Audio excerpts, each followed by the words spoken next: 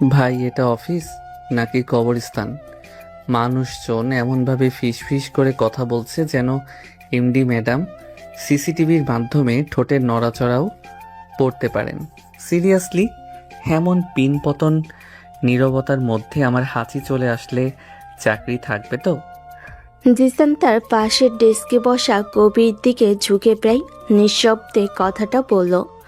আজ তার চাকরির প্রথম দিন।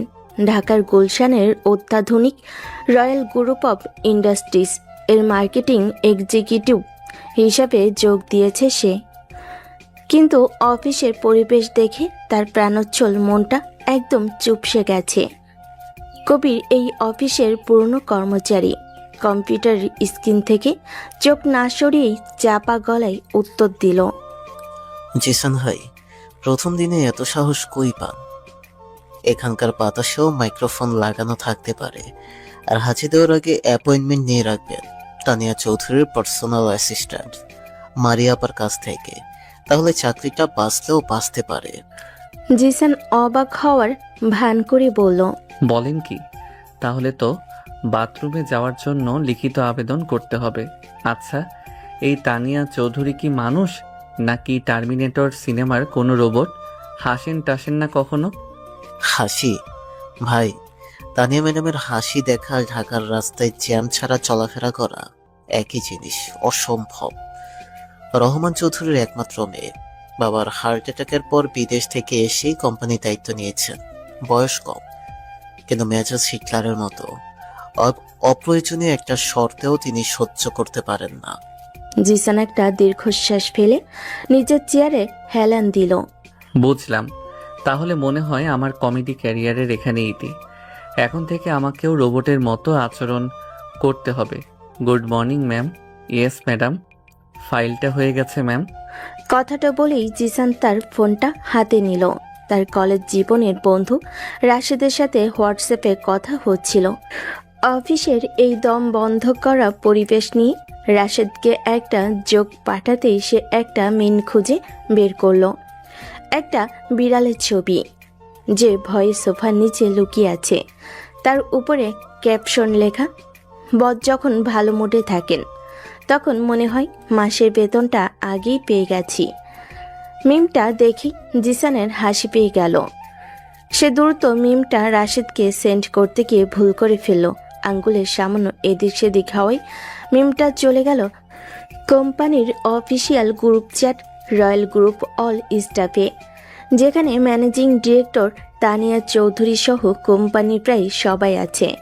পাঠানোর 1 সেকেন্ডের মধ্যে জিসান তার ভুলটা বুঝতে পারল। তার বুকের ভেতরটা ধড়াস করে উঠল। সে দ্রুত মেসেজটা ডিলিট করতে গেল, কিন্তু তার আগে অফিসের বিভিন্ন ডেস্ক থেকে চাপা হাসির শব্দ এবং ফোনে নোটিফিকেশন টোন বেজে উঠল। জিসান বুঝতে পারল যা ক্ষতি হওয়ার তা হয়ে গেছে। কবি ততক্ষণে তার কম্পিউটারের স্ক্রিনে হোয়াটসঅ্যাপ ওয়েব খুলে ফেলেছে। গ্রুপে মিমটা দেখে তার চোখ বড় হয়ে গেল। সে ফ্যাকাশে মুখে জিসানের দিকে তাকিয়ে বলল, ভাই, এটা কি করলেন? আপনি তো প্রথম দিনেই অনেক বোমা ফাটিয়ে দিয়েছেন। আপনার নামে তো শোক প্রস্তাব লেখা শুরু হয়ে যাবে এখন। জিসান শুকনো মুখে হাসার চেষ্টা করে বলল, আরে চিল ম্যান, ভুল তো মানুষেরই হয়। হয়তো ম্যাডাম বিষয়টা স্পোর্টিংলি নেবেন। স্পোলিংলি? তানিয়া ম্যাডামের ডিকশনারিতে স্পোলিংলি নামে কোনো শব্দ নেই। আপনি বরং এখন থেকেই পিটি জবসে নতুন চাকরির জন্য সিভি পাঠানো শুরু করুন। আমি নিশ্চিত আপনার কাছে এখনই কল আসবে। কবিরের কথা শেষ হতে না হতেই জিসানের ডেস্কের ফোনটা বেজে উঠল। ফোনের স্ক্রিনে মারিয়া, এমডি পার্সোনাল অ্যাসিস্ট্যান্টের নামটা ভাসছে। জিসান কাপা কাপা হাতে ফোনটা ধরল। হ্যালো, জিসান বলছি। ওপাশ থেকে মারিয়ার ঠান্ডা আবেগহীন গলা ভেসে এলো। Mister Jisan Ahmed, MD madam আপনাকে তার কেবিনে ডেকেছেন এক্ষুনি। ফোনটা রেখে জিসান কবিরের দিকে তাকালো। কবির তাকে দুহাত তুলে বিদায় জানানোর ভঙ্গি করলো, যেন সে শেষ যাত্রায় যাচ্ছে। জিসান একটা দীর্ঘশ্বাস ফেলে উঠে দাঁড়ালো। অফিসের সবাই এখন কাজ থামিয়ে তার দিকেই তাকিয়ে আছে। তাদের চোখে মুখে রাজ্যের কৌতূহল আর জিসানের জন্য করুণা। পুরো ফ্লোর পেরিয়ে তানিয়া চৌধুরীর কাছে কেবিনের দিকে তার এই কয়েক সেকেন্ডের হাঁটা পথটাকেও অনন্তকাল বলে মনে হলো। দরজায় হালকা নক করতে ভেতর থেকে গম্ভীর কণ্ঠ ভেসে এলো। ভেতরে আসুন। ঘরের ঠিক মাঝখানে একটি বিশাল টেবিলের ওপাশে বসে আছে তানিয়া চৌধুরী। বয়স 25 বা 26 হবে। পরনে সাধারণ কিন্তু অভিজাত্যপূর্ণ একটি সালোয়ার কামিজ, চুলগুলো পরিপাটি করে বাঁধা, ঠোঁটে হালকা লিপস্টিক। তার চেহারার সৌন্দর্যের চেয়েও বেশি যা চোখে পড়ে তা হলো তার ব্যক্তিত্ব এবং আত্মবিশ্বাস। কিন্তু এই মুহূর্তে তার চোখ দুটো ছুরির ফলার মতো ধারালো।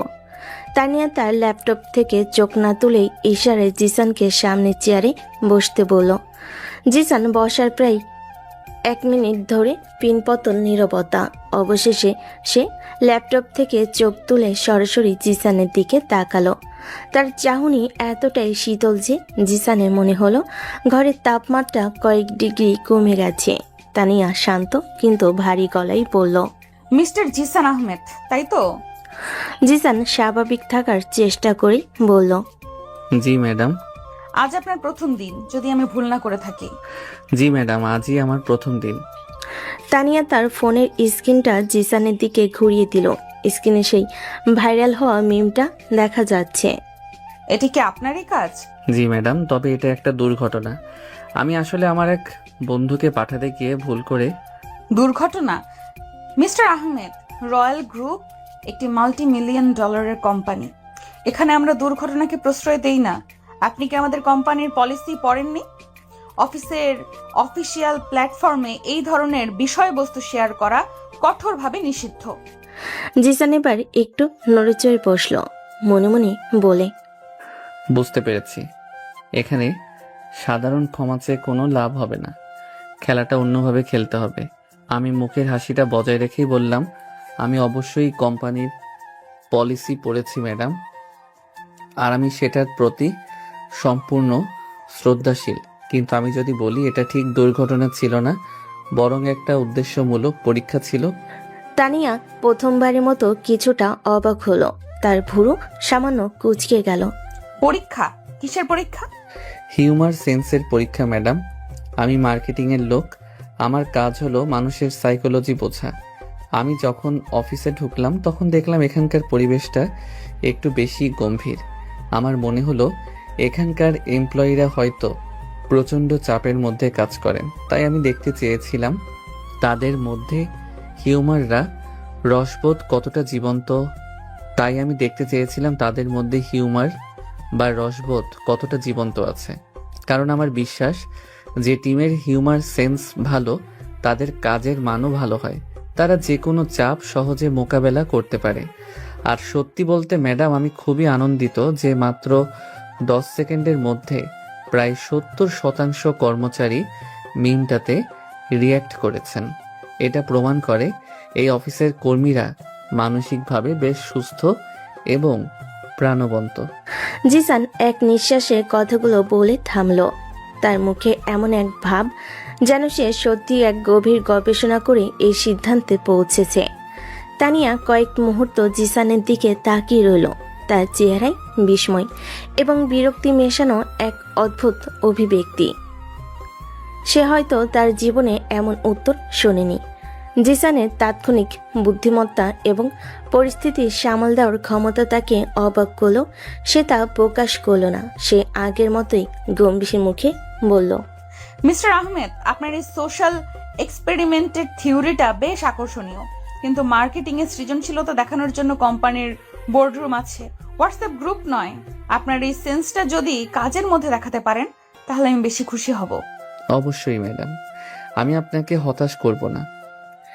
তানিয়া চেয়ারে হেলান দিয়ে কলমটা হাতে নিয়ে কিছুক্ষণ ঘোরালো, তারপর বলল, ঠিক আছে, আপনি এখন যেতে পারেন। আর মনে রাখবেন, আমার কোম্পানিতে দ্বিতীয়বার পরীক্ষা করার সুযোগ হয়তো আপনি পাবেন না।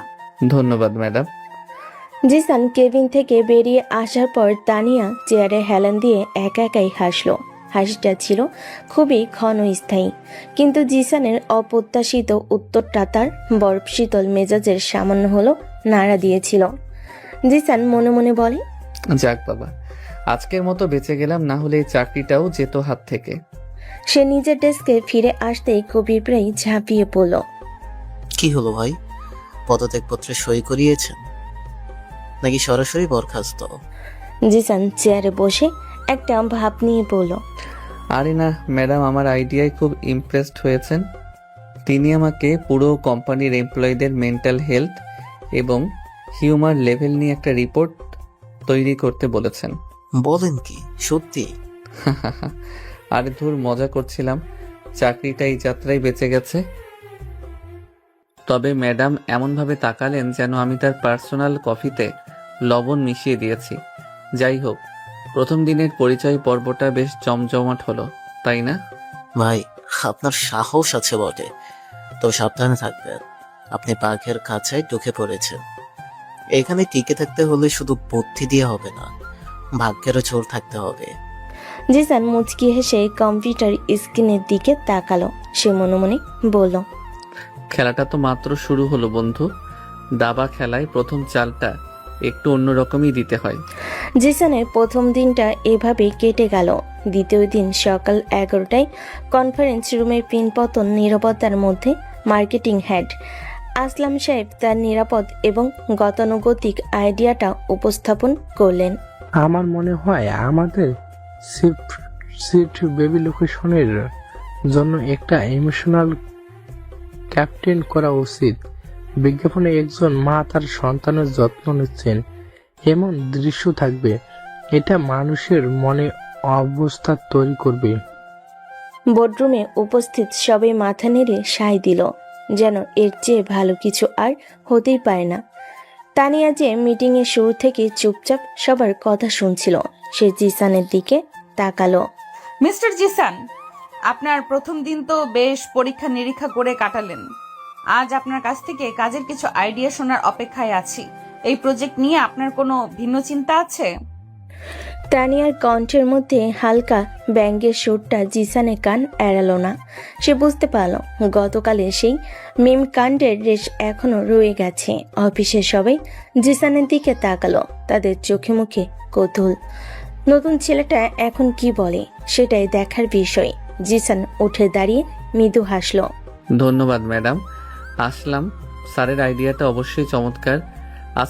আইডিয়াটা অবশ্যই চমৎকার এবং নিরাপদ, কিন্তু আমার মনে হয় আজকালকার বাবা মায়েরা শুধু ইমোশন দিয়ে প্রোডাক্ট কেনেন না, তারা যুক্তি এবং মজাও খোঁজেন। আসলাম সাহেব কিছুটা বিরক্ত হয়ে বলেন, মজা? বেবি পারফেক্টের মার্কেটিংয়ে মজার কি আছে? এটা একটা সিরিয়াসলি বিষয়। ঠিক এখানেই আমাদের সুযোগ স্যার। আমরা একটা ক্যাম্পেইন করতে পারি যার নাম হবে সুপার ড্যাড। বিজ্ঞাপনে আমরা দেখাবো একজন বাবা আনাড়ির মতো তার বাচ্চাকে সামলাচ্ছেন। কখনো তিনি বাচ্চার ডাইপার পরতে গিয়ে হিমশিম খাচ্ছেন, কখনো লোশন লাগাতে গিয়ে সারা ঘরে হুলুস্থুল কাণ্ড বাঁধিয়ে দিচ্ছেন। আর এই পুরো সময়ে আমাদের সেফ শিল্ড লোশনটা তার পার্টনার ইন ক্রাইম হিসেবে কাজ করছে। বিজ্ঞাপনের শেষে ট্যাগলাইন থাকবে, সেফ শিল্ড, বাবারও পারে সেরা যত্ন নিতে। জিসানের আইডিয়াটা শুনে রুমের মধ্যে একটা গুঞ্জন শুরু হলো। কয়েকজন তরুণ এক্সিকিউটিভের চোখে মুখে স্পষ্ট প্রশংসার ছাপ, কিন্তু সিনিয়ররা বিষয়টাকে ঠিক ভালোভাবে নিলেন না। তানিয়া কোনো প্রতিক্রিয়া না দেখিয়ে চুপ করে রইল। তার মুখ দেখে কিছুই বোঝার উপায় নেই। সে কিছুক্ষণ ভাবল, তারপর বলল, দুটো আইডিয়াই আমার শোনা হলো। একটা নিরাপদ, অন্যটা ঝুঁকিপূর্ণ। আমি কোনো সিদ্ধান্তে যাওয়ার আগে দুটো আইডিয়ার উপরেই বিস্তারিত প্রেজেন্টেশন দেখতে চাই। আগামীকাল সকালে বোর্ড অফ ডিরেক্টরদের সামনে আপনারা দুইজনই নিজেদের প্রেজেন্টেশন দেবেন। যারটা সবচেয়ে বেশি যুক্তিযুক্ত মনে হবে আমরা সেটাই ফাইল করব। মিটিং শেষ হলো, সবাই চলে গেল। জিসান বুঝতে পারছিল তানিয়া তাকে ইচ্ছে করে একটা কঠিন পরীক্ষার মধ্যে ফেলেছে। তাকে মাত্র এক রাতের মধ্যে একটি সম্পূর্ণ নতুন আইডিয়ার ওপর প্রেজেন্টেশন তৈরি করতে হবে। পরদিন সকালে বোর্ডরুম লোকারণ্য। কোম্পানির ডিরেক্টররা সবাই উপস্থিত। প্রথমে আসলাম সাহেব তার আবেগঘন প্রেজেন্টেশন দিলেন, যা সবার কাছ থেকে ভদ্রতাসূচক প্রশংসা পেল। এরপর এলো জিসানের পালা। সে তার পেন ড্রাইভটা ল্যাপটপে কানেক্ট করার জন্য এগিয়ে গেল। শুভ সকাল সবাইকে। আমার ক্যাম্পেইনের নাম সুপার ড্যাড। কথাটা শুরু করতেই সে দেখল প্রজেক্টরের স্ক্রিনটা নীল হয়ে আছে। সে কয়েকবার চেষ্টা করলো ফাইলটা ওপেন করার, কিন্তু স্ক্রিনে একটা এরর মেসেজ ভেসে উঠল, file not found or করপ্টেড।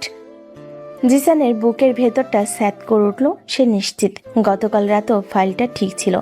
Say IT এক্সিকিউটিভকে ডাকলো, কিন্তু কয়েক মিনিট চেষ্টা করেও কোনো লাভ হলো না। ফাইলটা সত্যি উধাও। আসলাম সাহেবের ঠোঁটের কোণে একটা বিজয়ীর হাসি ফুটে উঠল।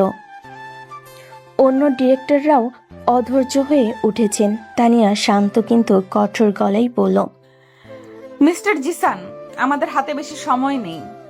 আপনার প্রেজেন্টেশন কি আমরা দেখতে পাবো, নাকি সময় নষ্ট না করে আমরা মিটিং শেষ করব? জিসান বুঝতে পারল এটা কোনো সাধারণ টেকনিক্যাল সমস্যা নয়। তাকে ইচ্ছে করে ফাঁদে ফেলা হয়েছে। কয়েক মুহূর্তের জন্য তার সবকিছু এলোমেলো হয়ে গেল, কিন্তু পরক্ষণে সে নিজেকে সামলে নিল। সে পেন ড্রাইভটা খুলে নিয়ে পকেটে রাখলো এবং মৃদু হেসে সবার দিকে তাকালো। আমি অত্যন্ত দুঃখিত। টেকনিক্যাল সমস্যার কারণে আমি স্লাইডগুলো দেখাতে পারছি না, কিন্তু তাতে কোনো সমস্যা নেই, কারণ আমার আইডিয়াটা দেখার জিনিস নয়, অনুভবের জিনিস। এই অপ্রত্যাশিত কথাই রুমের সবাই নড়েচড়ে বসল। তানিয়ার কুচকানো ভুরু দেখে মনে হলো সেও কিছুটা অবাক হয়েছে। জিসান এবার কোনো জড়তা ছাড়াই বলতে শুরু করলো, কল্পনা করুন একজন বাবা রাত 3টায় তার বাচ্চার কান্নায় ঘুম ভেঙে গেছে। তার স্ত্রী হয়তো অসুস্থ বা অন্য কোনো কারণে বাচ্চার দায়িত্ব আজ তার উপর। তিনি কিছুই বোঝেন না। বাচ্চার জন্য দুধ গরম করতে গিয়ে পুরো রান্নাঘর একাকার করে ফেলেছেন। ডায়াপার পরাতে গিয়ে বাচ্চার মুখে পাউডার মেখে দিয়েছেন। তিনি হতাশ, ক্লান্ত, কিন্তু হাল ছাড়েননি। জিসান কথা বলার সময় হালকা অভিনয় করে বাবার সেই অসহায় অবস্থানটা ফুটিয়ে তুলেছিল। তার বাচনভঙ্গি এতটাই প্রাণবন্ত ছিল যে বেডরুমের গম্ভীর পরিবেশটা মুহূর্তেই হালকা হয়ে গেল। আর ঠিক তখনই তিনি হাতে তুলে নেন আমাদের সেফ শিল্ড লোশন। বোতলটা হাতে নিয়ে তিনি যেন একটা ভরসা খুঁজে পান। তিনি আনাড়ি হাতে বাচ্চার গায়ে লোশন লাগিয়ে দেন এবং বাচ্চাটা কান্না থামিয়ে খিলখিল করে হেসে ওঠে। সেই হাসিটা বাবার সব ক্লান্তি দূর করে দেয়। তিনি হয়তো নিখুঁত নন, কিন্তু তিনি একজন সুপার ড্যাড। জিসান থামলো। পুরো বেডরুম নিস্তব্ধ, কেউ কোনো কথা বলছে না। সে সবার দিকে তাকিয়ে শেষ কথাটা বলল, আমাদের টার্গেট অডিয়েন্স শুধু মায়েরা নন, আমাদের টার্গেট নতুন বাবা মায়েরা, যারা সন্তান পালনকে দায়িত্বের চেয়ে বেশি আনন্দ হিসেবে দেখেন। আমার ক্যাম্পেইন সেই আনন্দের গল্প বলবে, সেই ভালোবাসার গল্প বলবে। কোনো স্লাইড হয়তো আমার কাছে নেই, কিন্তু এই গল্পটা আমার হৃদয়ে আছে। কথা শেষ হতেই রুমের একজন তরুণ ডিরেক্টর হাততালি দিয়ে উঠলেন। তার দেখা দেখি আরও কয়েকজন হাততালি দিল। আসলাম সাহেবের মুখটা কালো হয়ে গেছে। তানিয়া চুপ করে বসেছিল। তার ফেস দেখে কিছুই বোঝার উপায় নেই, কিন্তু তার চোখ দুটো চিকচিক করছিল। জিসানের এই আত্মবিশ্বাস, এই পরিস্থিতি সামাল দেওয়ার ক্ষমতা তাকে আবারও মুগ্ধ করলো।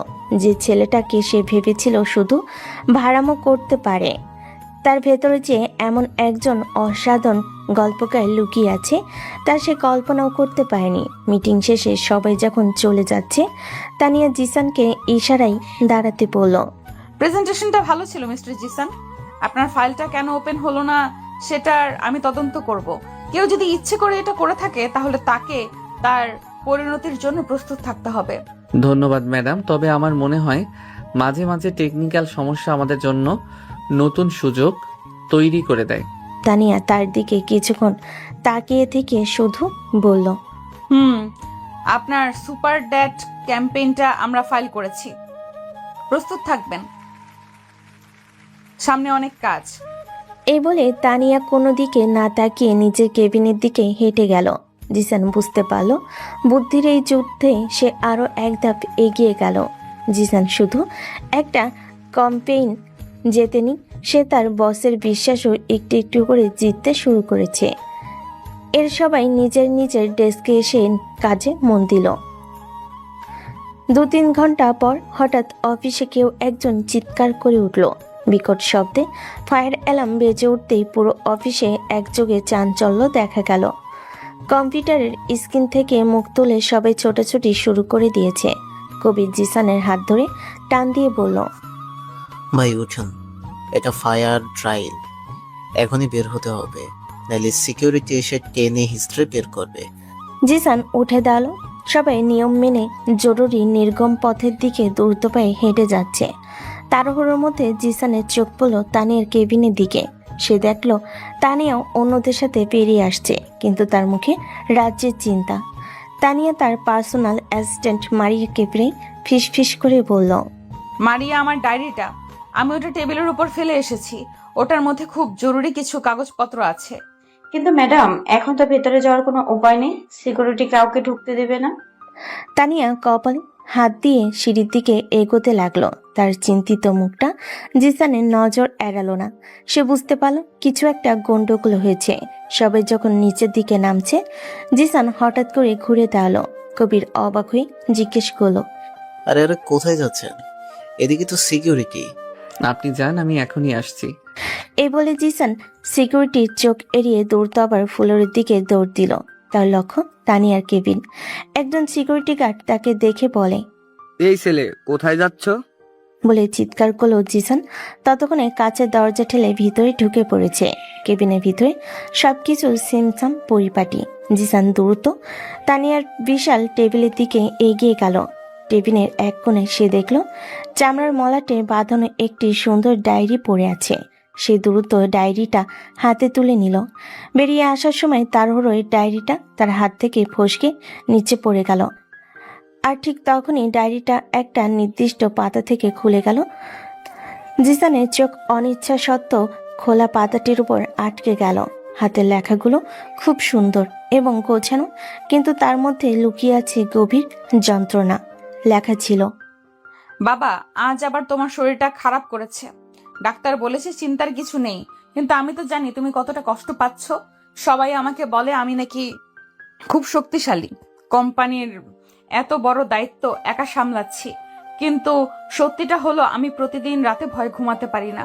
আমার যদি কোনো ভুল হয়ে যায়, যদি তোমার হাতে গড়া এই সাম্রাজ্য আমি ধরে রাখতে না পারি, আমার খুব একা লাগে বাবা, খুব একা লাগে। কয়েকটা লাইন পড়েই জিসানের বুকের ভেতরটা মোচড় দিয়ে উঠল।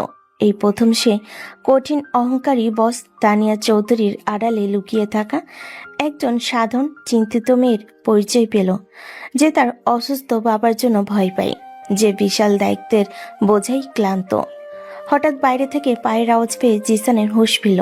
সে দ্রুত ডায়েরিটা বন্ধ করে পকেটে ঢুকিয়ে কেবিন থেকে বেরিয়ে এলো এবং অন্য একটি সিঁড়ি ব্যবহার করে সবার অলক্ষ্যে নিচে নেমে গেল। বাইরে অফিসের সামনে খোলা জায়গায় সবাই জড়ো হয়েছে। তানিয়া অস্থিরভাবে পায়চারি করছে। জিসান ভিড়ের মধ্য থেকে বেরিয়ে এসে সরাসরি তার সামনে দাঁড়ালো। আপনি এটা ভেতরে ফেলে এসেছিলেন ম্যাডাম? জিসান শান্ত গলায় ডায়েরিটা তার দিকে বাড়িয়ে দিল। তানিয়া ডায়েরিটা দেখে এতটাই চমকে গেল যে তার মুখ থেকে কোনো কথাই বের হলো না। সে একবার জিসানের দিকে আরেকবার ডায়েরিটার দিকে তাকাচ্ছিল। তার চোখে মুখে বিস্ময় এবং স্বস্তি মেশানো এক অদ্ভুত অভিব্যক্তি। সে কাঁপা কাঁপা হাতে ডায়েরিটা নিয়ে দ্রুত ব্যাগে ঢুকিয়ে ফেলল। তারপর জিসানের দিকে তাকিয়ে নিজেকে সামলে নিয়ে বলল, আপনি আপনি ভেতরে গিয়েছেন? আপনি ভেতরে গিয়েছিলেন? আপনি কি জানেন এটা নিয়মে কতটা পরিপন্থী? জিসান মৃদু হাসল। নিয়ম মাঝে মাঝে ভাঙতে হয় ম্যাডাম, বিশেষ করে যখন সেটা কারো দুশ্চিন্তা কমানোর জন্য হয়। তানিয়া কোনো উত্তর দিতে পারল না। সে শুধু জিসানের চোখের দিকে তাকিয়ে রইল। এই প্রথমবার তার মনে হলো এই ছেলেটা শুধু হাসি খুশি বা বুদ্ধিমানই নয়, সে মানুষের অনুভূতিও বুঝতে পারে। সে কিভাবে জানলো এই ডায়েরিটা আমার জন্য কতটা গুরুত্বপূর্ণ? ডিল শেষ হওয়ার ঘোষণা আসতে সবাই আবার অফিসের দিকে রওনা হলো। তানিয়া কোনো কথা না বলে ভিড়ের সাথে মিশে গেল, কিন্তু যাওয়ার আগে সে আরেকবার জিসানের দিকে ফিরে তাকালো। সেই চাহনিতে কোনো রাগ ছিল না, ছিল এক অব্যক্ত কৃতজ্ঞতা। জিসান ভিড়ের মধ্যে দাঁড়িয়ে তানিয়া চলে যাওয়া দেখছিল। তার মনে এখন আর তানিয়ার প্রতি কোনো বিরক্তি বা ভয় নেই, বরং এক ধরনের মায়া কাজ করছে। সে বুঝতে পারল বরফের আড়ালে যে আগুন লুকিয়ে থাকে তা হয়তো সবসময় ধ্বংসের জন্য নয়, নিজেকে বাঁচিয়ে রাখার জন্য জ্বলতে পারে। পরদিন সকালে জিসান বেশ ফুরফুরে মেজাজে অফিসে ঢুকল। নিজের কিউবিকেলে এসে ব্যাগটা রাখতেই তার চোখ আটকে গেল ডেস্কের উপর দেওয়া ওঠা দামি ব্যান্ডের একটি পেপার কাপ, আর তার নিচে চাপা দেওয়া একটা ছোট্ট ভাঁজ করা নোট। জিসান ভুরু কুচকে কাপটা হাতে নিল। কফির গন্ধটা নাকে আসতেই মনটা ভালো হয়ে গেল। সে নোটটা খুলে ধরল। সুন্দর মুক্তোর মতো হস্তাক্ষরে লেখা মাত্র 2টো লাইন। ধন্যবাদ, তবে পরের বার ফায়ার অ্যালার্ম বাজলে হিরো সাজার চেষ্টা করবেন না। কোম্পানির সম্পত্তি নাশের জরিমানা আপনার বেতন থেকে কাটা হবে। নোটটা পড়েই জিসানের ঠোঁটের কোণে হাসি ফুটে উঠল। সে আশেপাশে তাকালো, দেখল তানিয়া নিজের কেবিনের স্বচ্ছ কাচের দেওয়ালের ওপাশ থেকে তার দিকে তাকিয়ে আছে। দুজনে চোখাচোখি হতেই তানিয়া দ্রুত চোখ সরিয়ে কম্পিউটার স্ক্রিনে মনোযোগ দেওয়ার ভান করল। ঠিক তখনই কবিতার ডেস্কে এসে বসলো। জিসানের হাতের কফির কাপটা দেখে তার চোখ গোল গোল হয়ে গেল।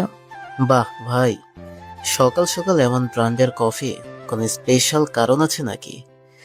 আমাদের অফিসের ক্যান্টিনে তো এমন কফি পাওয়া যায় না। জিসান একটা চুমুক দিয়ে আয়েশ করে বলল, আরে এটা হলো ভালো পারফরম্যান্সের পুরস্কার, কোম্পানির এমডি নিজে পাঠিয়েছেন। কবিরের মুখটা হাঁ হয়ে গেল। কি বলেন তানিয়া ম্যাডাম, আপনাকে কফি? আমি কি স্বপ্ন দেখছি? কালকের ফায়ার ড্রিলের সময় ভেতরে ঢোকার জন্য আপনাকে তো শোকজ নোটিশ পাঠানোর কথা। সেটাই তো কথা বন্ধু।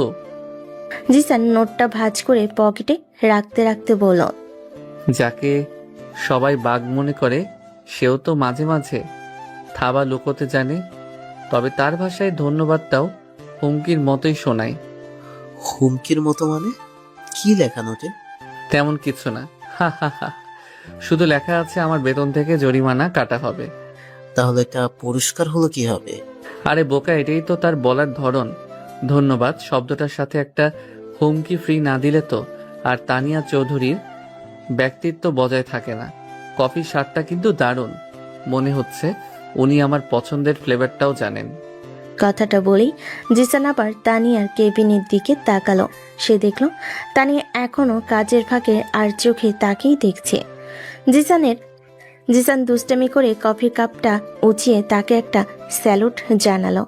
তানিয়া এবার আর চোখ ফেরাতে পারল না, আর গম্ভীর মুখের আড়ালে লুকিয়ে থাকা হালকা হাসির আভাটা জিসানের চোখ এড়ালো না। সে দ্রুত নিজেকে সামলে নিয়ে ইন্টারকমে তার অ্যাসিস্ট্যান্টকে ডেকে কিছু একটা নির্দেশ দিল, যেন সে খুব ব্যস্ত। কবির পুরো ব্যাপারটা কিছুই না বুঝে বলল, ভাই, আমার মাথায় তো কিছুই ঢুকতেছে না। এখানে হচ্ছেটা কি? আপনি কি ম্যাডামের ওপর জাদু টাদু করছেন নাকি? জিসান কফির কাপে শেষ চুমুকটা দিয়ে সেটা ডাস্টবিনে ফেলে দিল। জাদু নয় বন্ধু, এটাকে বলে কানেকশন। দাবা খেলায় যেমন প্রতিপক্ষের চাল বুঝতে হয়, এখানেও ঠিক তাই। আমাদের ম্যাডাম হয়তো খুব কঠিন চাল দেন, কিন্তু তারও কিছু দুর্বল জায়গা আছে। জিসান তার চেয়ারে বসে কম্পিউটারটা অন করতে করতে বলল, যাই হোক, অনেক হয়েছে, এখন কাজে মন দেই। সুপার ড্যাড ক্যাম্পেইনের অনেক কাজ বাকি। ম্যাডামকে ধন্যবাদ জানানোর সবচেয়ে ভালো উপায় হলো কাজটা সময় মতো শেষ করা। কবির মাথা নাড়তে নাড়তে নিজের ডেস্কে ফিরে এলো। সে বিড়বিড় করে বলল, আল্লাহই জানে এই ছেলের মাথায় কি করে। চাকরিটা থাকবে নাকি প্রথম মাসেই বিদায় হবে কিছুই বুঝতে পারছি না। জিসান কাজে মনোযোগ দিল, কিন্তু তার মনটা পড়ে রইল সেই ছোট্ট নোট আর কফির কাপটার দিকে। সে বুঝতে পারছিল তাদের বরফ শীতল সম্পর্কের মধ্যে খুব ছোট্ট একটা উষ্ণতার ফাটল ধরেছে। এই ফাটল দিয়েই হয়তো একদিন সূর্যের আলো প্রবেশ করবে। অহংকারী বসের সাথে তার এই বুদ্ধির যুদ্ধটা ধীরে ধীরে এক অন্যরকম দিকে মন নিচ্ছে, যা সে নিজেও হয়তো কল্পনা করতে পারেনি। 3 দিন পর, আনবিলিভেবল, মিস্টার হ্যারিসন আমাদের চতুর্থ প্রেজেন্টেশনটাও রিজেক্ট করে দিলেন। তার নাকি কোনো আইডিয়াই অরিজিনাল মনে হচ্ছে না। এই লোকটা ঠিক কি চায়, কেউ আমাকে একটু বুঝিয়ে বলবে?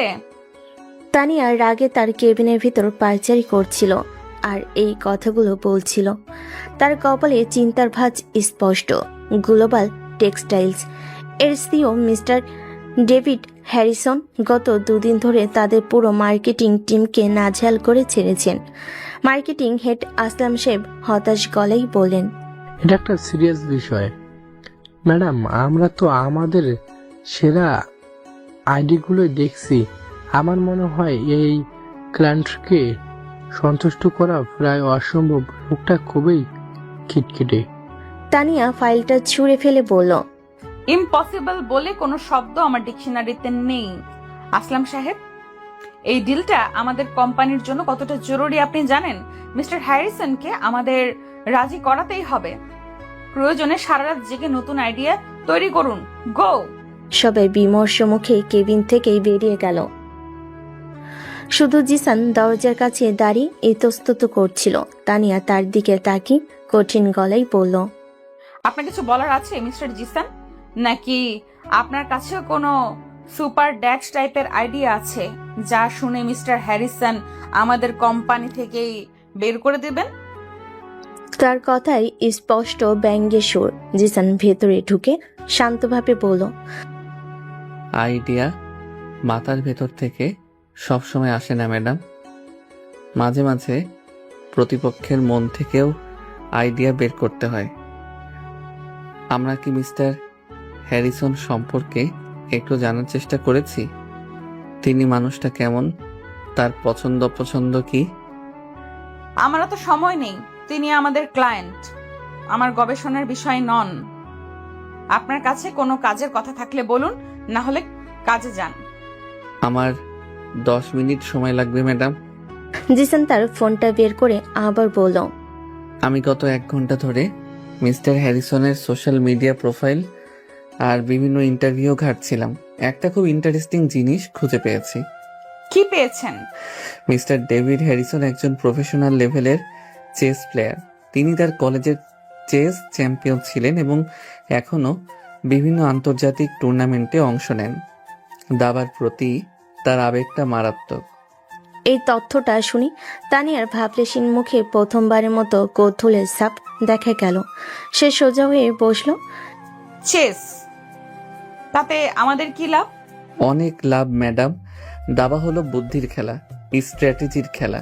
মিস্টার হ্যারিসন এমন একজন মানুষ যিনি সরাসরি শক্তির চেয়ে কৌশলকে বেশি সম্মান করেন। আমরা যদি তাকে আমাদের বুদ্ধিমত্তা দিয়ে ইমপ্রেস করতে পারি তাহলে ডিলটা জেতা অনেক সহজ হয়ে যাবে। আমার মাথায় একটা প্ল্যান আছে। যেই ভাব সেই কাজ। পরের দিন সকালে বোর্ডরুমের চিত্রটা একদম ভিন্ন। মিটিংয়ের মূল টেবিলের বদলে একপাশে একটি ছোট্ট কাচের টেবিলে সুন্দর করে একটি কাঠের দাবার বোর্ড সাজানো। মিস্টার হ্যারিসন রুমে ঢুকেই অবাক হলেন। তার খিটখিটে দৃষ্টি মুহূর্তেই কোমল হয়ে এলো। তিনি প্রায় পিড় করেই বললেন, কোচ, আমি তো ভেবেছিলাম এটা একটা বিজনেস মিটিং। তানিয়া এগিয়ে এসে মিষ্টি হেসে বলল, বিজনেসেও তো এক ধরনের দাবার মতোই মিস্টার হ্যারিসন। সঠিক সময়ে সঠিক চাল দিতে হয়। আমরা ভেবেছিলাম আলোচনার আগে পরিবেশটা একটু হালকা করা যাক। আপনি খেলতে ভালোবাসেন, তাই না? মিস্টার হ্যারিসনের মুখে জেনুইন হাসি ফুটে উঠল। ভালোবাসি বললে কম হবে বলা, এটা আমার প্যাশন। কিন্তু আপনাদের মধ্যে আমার সাথে খেলার মতো কেউ আছে কি? ঠিক তখনই জিসান 1 কাপ কফি হাতে নিয়ে এগিয়ে এলো। আমি চেষ্টা করে দেখতে পারি স্যার, যদিও আপনার মতো একজন গ্র্যান্ড মাস্টারের সামনে আমার খেলাটা শিশুই মনে হবে। মিস্টার হ্যারিসন জিসানের আত্মবিশ্বাসী ভঙ্গি দেখে বেশ মজা পেলেন। বেশ, তাহলে হয়ে যাক একটা দান। কিন্তু বলে রাখছি, আমি খেলার মাঠে কোনো রকম ছাড় দেই না। খেলা শুরু হলো। তানিয়া এবং বাকিরা কিছুটা দূরে দাঁড়িয়ে নিঃশব্দে দেখতে লাগলো। জিসান খুব ঠান্ডা মাথায় চাল দিচ্ছিল। সে জানতো সে কোনোভাবেই হ্যারিসনের সাথে জিততে পারবে না। তার উদ্দেশ্য জেতা নয়, তার উদ্দেশ্য হলো সম্মান আদায় করা। প্রায় 15 মিনিট খেলার পর এমন একটা পরিস্থিতি তৈরি হলো যেখানে জিসানের হার প্রায় নিশ্চিত।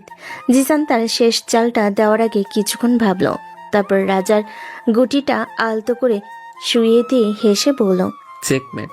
আমি হার স্বীকার করছি স্যার। হা হা হা, আমি তো আগেই বলেছিলাম আমি কোনো ছাড় দেই না। তবে মানতে হবে তুমি বেশ ভালো খেলেছো ইয়াং ম্যান। জিসান উঠে দাঁড়িয়ে বলল, ধন্যবাদ স্যার। আসলে আপনার মতো একজন অভিজ্ঞ খেলোয়াড়ের কাছে হেরেও জেতার আনন্দ আছে, কারণ আপনার প্রতিটি চাল, আপনার স্ট্র্যাটেজি সবকিছুই আমাদের বিজনেসের মতোই নিখুঁত এবং সুচিন্তিত। আপনার সাথে খেলে অনেক কিছু শিখলাম। এই একটি কথাই যেন জাদুর মতো কাজ হলো। মিস্টার হ্যারিসনের মুখটা উজ্জ্বল হয়ে উঠল। নিজের পছন্দের খেলার সাথে বিজনেসের এমন বুদ্ধিদীপ্ত তুলনা এর আগে কেউ করেননি। তিনি মুগ্ধ দৃষ্টিতে জিসানের দিকে তাকিয়ে রইলেন। তুমি ছেলেটা তো বেশ বুদ্ধিমান মিস তানিয়া। আপনার টিমে এমন স্মার্ট লোক থাকলে তো আপনাদের উন্নতি কেউ আটকাতে পারবে না। চলুন আপনাদের প্রেজেন্টেশনটা এবার দেখা যাক। আমার মনে হচ্ছে আজ হয়তো আমি হতাশ হব না। এরপরে মিটিংটা ছিল শুধুই আনুষ্ঠানিকতা। মিস্টার হ্যারিসন প্রায় কোনো প্রশ্ন না করে তাদের প্রস্তাবে রাজি হয়ে গেলেন এবং চুক্তিটা ফাইনাল করলেন। মিটিং শেষে মিস্টার হ্যারিসন চলে যাওয়ার পর পুরো টিম আনন্দে ফেটে পড়ল। আসলাম সাহেব পর্যন্ত এসে জিসানের পিঠ চাপড়ে দিলেন। সবাই চলে যাওয়ার পর তানিয়া জিসানকে তার কেবিনে ডাকলো। আমি সত্যি অবাক মিস্টার জিসান। তানিয়া তার চেয়ারে বসে বলল, তার কণ্ঠস্বরে কোনো কাঠিন্য নেই, বরং মুগ্ধতার রেশ স্পষ্ট। আপনি কিভাবে পারলেন? যে কাজটা পুরো টিম মিলে 2 দিনে করতে পারলো না, সেটা আপনি মাত্র 15 মিনিটের একটা খেলায় করে দেখালেন। জিসান মৃদু হেসে বলল, আমি তো আগেই বলেছিলাম ম্যাডাম, যুদ্ধ জেতার জন্য সবসময় তলোয়ারের প্রয়োজন হয় না, মাঝে মাঝে বুদ্ধির একটা চালই যথেষ্ট। আপনাকে শুধু জানতে হবে আপনার প্রতিপক্ষের দুর্বলতাটা কোথায়। তানিয়া কিছুক্ষণ তার দিকে তাকিয়ে রইল, তারপর একটা দীর্ঘশ্বাস ফেলে বলল, আপনি শুধু একটা ডিল জেতেননি মিস্টার জিসান, আপনি আমার বিশ্বাসটাও জিতে নিয়েছেন। Well done. এই প্রথমবার তানিয়ার মুখ থেকে কোনো রকম সত্য ছাড়া প্রশংসা শুনল জিসান। মনে মনে বলে, অহংকারী বসের বরফের দেয়ালটা মনে হয় গলতে শুরু করেছে। এই নীরব প্রশংসাটা আমার কাছে ওই $multi-million চুক্তির চেয়েও অনেক বেশি মূল্যবান মিস অহংকারী ম্যাডাম। রাত প্রায় 9টা। অফিসের বেসমেন্ট পার্কিং লটটা প্রায় ফাঁকা। তানিয়া বিরক্ত মুখে তার মার্সিডিজের ফ্ল্যাট টায়ারের দিকে তাকিয়ে আছে। সারাদিনের খাটুনির পর এই নতুন যন্ত্রণা তার মেজাজ আরো খারাপ করে দিল। সিরিয়াসলি, আজকেই আমার গাড়ির টায়ারকে পাংচার হতে হলো? এর চেয়ে বাজে আর কি হতে পারে আমার জন্য? সে তার ফোনে ড্রাইভারকে কল করলো। কামাল ভাই, আপনি কোথায়? কি আপনার বাচ্চার শরীর খারাপ? আচ্ছা আচ্ছা, ঠিক আছে, আপনি আসতে পারবেন না তাই তো? ঠিক আছে, সমস্যা নেই, আমি দেখছি কি করা যায়। আগে বাচ্চার চিকিৎসা করেন ভালো করে, আর যদি কোনো সমস্যা হয় তাহলে জানাবেন। ফোনটা রেখে তানিয়া অসহায়ভাবে চারপাশে তাকালো। এই সময়ে এখানে একটা ট্যাক্সিও পাওয়া প্রায় অসম্ভব। সে কি করবে ঠিক বুঝে উঠতে পারছিল না। ঠিক তখনই পার্কিং লটের অন্য প্রান্ত থেকে একটা বাইক স্টার্ট হওয়ার শব্দ হলো। আলো আধারিতে জিসানকে তার রয়্যাল এনফিল্ড বাইকটা নিয়ে বেরিয়ে আসতে দেখা গেল। সে হেলমেটটা পরতে গিয়েই তানিয়াকে দেখতে পেল। জিসান বাইকটা থামিয়ে তানিয়ার দিকে এগিয়ে এলো। কি ব্যাপার ম্যাডাম, এত রাতে এখানে একা একা কি করছেন? গাড়ি কি তেল শেষ হয়ে যাওয়ায় অভিমান করে বসে পড়েছে? তানিয়া তার দিকে না তাকিয়ে রুক্ষ গলাই বলল, আপনার অপ্রয়োজনীয় রসিকতা শোনার মতো মানসিক অবস্থা আমার এখন নেই মিস্টার জিসান, আপনি যেতে পারেন। আরে চড়ছেন কেন? জিসান গাড়ির পাংচার হওয়া চাকাটার দিকে তাকিয়ে শীষ দিয়ে উঠল। ও, তাহলে এই ব্যাপার। মনে হচ্ছে শুধু আপনার গাড়ির চাকারই নয়, আপনার অহংকারেরও কিছুটা হাওয়া বেরিয়ে গেছে, তাই না? এই কথাটা শোনার পর তানিয়া ধৈর্যের বাঁধ ভেঙে গেল। সে ঘুরে দাঁড়িয়ে জিসানের চোখের দিকে তাকিয়ে রাগী গলায় বলল, একদম ফাজলামো করবেন না। আপনার যদি সাহায্য করার ইচ্ছে না থাকে তাহলে এখান থেকে যান। আমার একার সমস্যা আমাকে সমাধান করতে দিন। জিসান তার এই রাগী রূপটা দেখেও একটুও দমল না, বরং তার ঠোঁটের কোণের হাসিটা আরো চওড়া হলো। রাগলে কিন্তু আপনাকে বেশ সুন্দর লাগে ম্যাডাম, কিন্তু দুঃখের বিষয় হলো আপনার এই সুন্দর রাগী মুখটা আরও কিছুক্ষণ দেখতে হবে, কারণ এই চাকা বদলানো ছাড়া আপনার আর কোনো উপায় নেই। আর সৌভাগ্যক্রমে এই কাজটা আমি মোটামুটি ভালোই পারি। এই বলে জিসান কোনো উত্তরের অপেক্ষা না করেই তার বাইকের টোল বক্স থেকে প্রয়োজনীয় যন্ত্রপাতি বের করে আনলো। তানিয়া অবাক হয়ে বলল, আপনাকে কিছু করতে হবে না, আমি মেকানিককে ফোন করছি। এই সময়ে গুলশানের এই এলাকায় আপনি কোনো মেকানিককে খুঁজে বের করার আগেই সকালে মোড়ক ডাক দিয়ে দিবে ম্যাডাম। জিসান গাড়ির জ্যাকটা ঠিক জায়গায় লাগাতে লাগাতে বলল, তার চেয়ে বরং চুপচাপ 10টা মিনিট অপেক্ষা করুন, আশা করি আপনার দামি মার্সিডিজ গাড়িটাকে আমি পুরোপুরি নষ্ট করে ফেলবো না। তানিয়া আর কিছু বলতে পারল না। সে চুপ করে একটু দূরে সরে গিয়ে দেওয়ালে হেলান দিয়ে দাঁড়ালো। সে অবাক হয়ে দেখছিল যে ছেলেটা অফিসে সারাক্ষণ হাসি খুশি আর মজা করে বেড়ায়, সে কত মনোযোগ দিয়ে কাজটা করছে। ফরমাল শার্টের হাতা গুটিয়ে হাতে কালি মেখে সে নিপুণভাবে চাকাটা বদলাতে শুরু করলো। কয়েক মিনিটের মধ্যে জিসান স্টেপনি টায়ারটা লাগিয়ে ফেলল। কাজ শেষে এসে ঘেমে নিয়ে একাকার। তার ফর্সা শার্ট আর হাতে মুখে গ্রিজ আর কালি লেগে আছে। সে উঠে দাঁড়িয়ে হাতের কালি শার্টে মুছতে মুছতে বলল, কাজ শেষ ম্যাডাম, আপাতত এটা দিয়ে বাড়ি চলে যেতে পারবেন। কাল সকালে মেকানিককে দেখিয়ে নেবেন। তানিয়া তার দিকে এগিয়ে এলো। জিসানের এই কালিমাখা পরিশ্রমী রূপটা তার ভেতরটাকে কেমন যেন নাড়িয়ে দিল। তার মুখে লেগে থাকা কালির দাগটার দিকে তাকিয়ে নিজের অজান্তে সে তার ভ্যানিটি ব্যাগ থেকে একটা ধবধবে সাদা রুমাল বের করলো। এটা ধরুন। সে রুমালটা জিসানের দিকে বাড়িয়ে দিল। জিসান তার হাতের দিকে তাকিয়ে বলল, আরে না না, আপনার এত সুন্দর রুমালটা আমি নষ্ট করতে চাই না। আমি ওয়াশরুমে গিয়ে হাত মুখ ধুয়ে নিব। আমি কিছু শুনতে চাই না, আপনার মুখের অবস্থা দেখুন, মনে হচ্ছে কয়লার খনি থেকে উঠে এসেছেন। এ বলে সে নিজেই এক পা এগিয়ে গেল। তারপর কিছু না ভেবেই নিজের অজান্তে রুমালটা দিয়ে আলতো করে জিসানের গালের কালিটা মুছে দিতে লাগলো। মুহূর্তের জন্য সময়টা যেন থমকে গেল। জিসান স্থির হয়ে দাঁড়িয়ে রইল, তার নিঃশ্বাস প্রায় বন্ধ হয়ে যাওয়ার উপক্রম। তানিয়ার আঙ্গুলে নরম ছোঁয়া, তার পারফিউমের মিষ্টি গন্ধ, সবকিছু মিলে জিসানের ভেতরটা তোলপাড় করে দিচ্ছিল। তানিয়া নিজেও যেন ঘোরের মধ্যে ছিল। সে কেন এটা করছে তা সে নিজেও জানে না। তার শুধু মনে হচ্ছিল এই পরিশ্রমী মুখটা এত অপরিষ্কার থাকতে পারে না। কালিটা মুছে দেওয়ার পর সে যখন জিসানের চোখের দিকে তাকালো, তখন তার হুঁশ ফিরল। দুজনেই একে অপরের চোখের দিকে তাকিয়ে আছে। পার্কিং লটের নিস্তব্ধতায় শুধু তাদের দুজনের হৃদস্পন্দনের শব্দ শোনা যাচ্ছে। এক অচেনা অনুভূতিতে দুজনের শরীরেই যেন বিদ্যুৎ খেলে গেল। তানিয়া দ্রুত নিজেকে সামলে নিয়ে দুপা পিছিয়ে গেল। তার গাল দুটো লজ্জে লাল হয়ে গেছে। সে অন্যদিকে তাকিয়ে কাপা কাপা গলায় বলল, সরি, আমি আসলে। জিসানও সহজ হওয়ার চেষ্টা করে একটা ঢোক গিলে বলল, ইটস ওকে ম্যাডাম, আর ধন্যবাদ। চাকাটা বদলানোর জন্য নয়, আপনার এই সাহায্যের জন্য। পার্কিং লটে আবার এক অস্বস্তিকর নীরবতা নেমে এলো। তানিয়া তার গাড়ির দরজার দিকে এগিয়ে গিয়ে বলল, আজকের জন্য অনেক ধন্যবাদ, আমি আপনার কাছে ঋণী রইলাম। দয়া করে ঋণী শব্দটি ব্যবহার করবেন না ম্যাডাম। মাঝে মাঝে কিছু কাজ হিসাবের খাতার বাইরেও করতে হয়। ভালো থাকবেন। এই বলে জিসান হেলমেট পরে তার বাইকে স্টার্ট দিয়ে বেরিয়ে গেল। তানিয়া তার গাড়িতে বসে রইল, তার হাতে তখনও ধরা সেই কালিমাখা রুমালটা।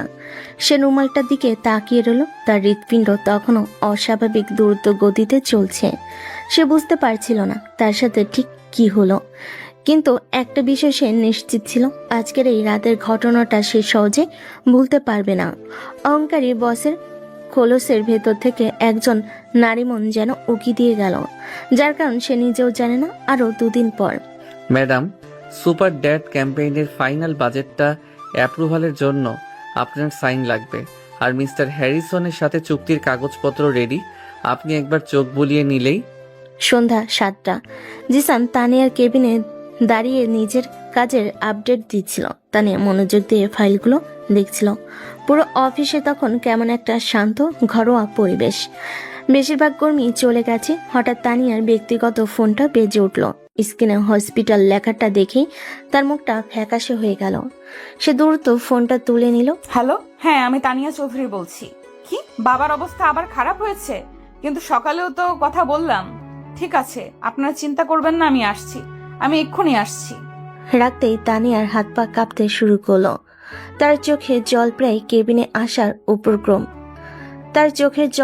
বেরিয়ে আসার উপক্রম। সে দ্রুত তার ব্যাগটা গুছিয়ে নিতে নিতে বিড়বিড় করে বউ, আমার এখনই যেতে হবে, বাবার কাছে যেতে হবে। জিসান তার অবস্থা দেখে এগিয়ে এলো। ম্যাডাম, সব ঠিক আছে? আঙ্কেলের কি হয়েছে? তানিয়ার কণ্ঠস্বর কান্নায় প্রায় বুঝে এসেছে। জানি না, হাসপাতাল থেকে ফোন করেছিল, বলল বাবার অবস্থা ভালো না, আমাকে এখনই যেতে হবে। কিন্তু কামাল ভাইও তো নেই, ওনার বাবা অসুস্থ, আমি কিভাবে যাব এত দূরে? তার চোখে মুখের রাজ্যের অসহায়ত্ব। যে নারীটা পুরো অফিসকে এক আঙ্গুলে ইশারায় চালায়, সে এখনো কমপ্লিটমেন্ট ভেঙে পড়েছে। জিসান এক মুহূর্ত দেরি করলো না। সে কোনো প্রশ্ন না করে, কোনো অনুমতি অপেক্ষা না করে টেবিল থেকে তার বাইকের চাবিটা তুলে নিল। চলুন। কোথায়? হাসপাতালে। এই মুহূর্তে ঢাকার জ্যাম ঠেলে গাড়ি নিয়ে বের হলে আপনি মাঝপথে আটকে থাকবেন। বাইকের চেয়ে দ্রুত আর কিছু নেই এখন। উঠুন, আমি আপনাকে নিয়ে যাচ্ছি। তানে কিছু বলার ভাষা খুঁজে পাচ্ছিল না। সে শুধু দ্বিধাগ্রস্ত চোখে জিসানের দিকে তাকিয়ে রইল। তার অহংকার, তার পদের বড়াই, এই মুহূর্তে সবকিছু যেন অর্থহীন মনে হচ্ছে। কিন্তু কোনো কিন্তু নয় ম্যাডাম। জিসান তার হাত থেকে ফাইলগুলো নিয়ে টেবিলে রাখলো। এই মুহূর্তে আপনার বাবার কাছে আপনার থাকাটা সবচেয়ে বেশি জরুরি। বাকি সবকিছু পরে ভাবা যাবে। প্লিজ আর দেরি করবেন না। জিসানের কণ্ঠের সিনক্রেট আর চোখের গভীরতা তানিয়াকে আর কোনো দ্বিধাই রাখলো না। সে নীরবে মাথা নেড়ে জিসানের পেছন পেছন কেবিন থেকে বেরিয়ে এলো। বেসমেন্ট নেমেই জিসান তার বাইকটা স্টার্ট দিল। সে নিজের হেলমেট খুলে তানিয়ার দিকে এগিয়ে দিয়ে বলল, এটা পরে নিন। তাহলে আপনি? আমার অভ্যাস আছে, আপনার সেফটিটা বেশি দরকারি। জিসান জোর করে হেলমেটটা তার মাথায় পরিয়ে দিল। এখন শক্ত করে ধরে বসুন, রাস্তাটা হয়তো খুব মসৃণ হবে না। তানিয়া কোনো কথা না বলে চুপচাপ বাইকে উঠে বসলো। ঢাকার ব্যস্ত রাস্তা, গাড়ির হর্ন, মানুষের কোলাহল, কোনো কিছুই তার কানে ঢুকছিল না। সে শুধু জিসানের শার্টটা শক্ত করে আঁকড়ে ধরে রইল। জিসানের চওড়া পিঠটা যেন এই মুহূর্তের জন্য তার পৃথিবীর সবচেয়ে নিরাপদ আশ্রয়। ঝড়ের বেগে ছুটে চলা বাইকের বাতাস তার চোখের জল শুকিয়ে যাচ্ছিল।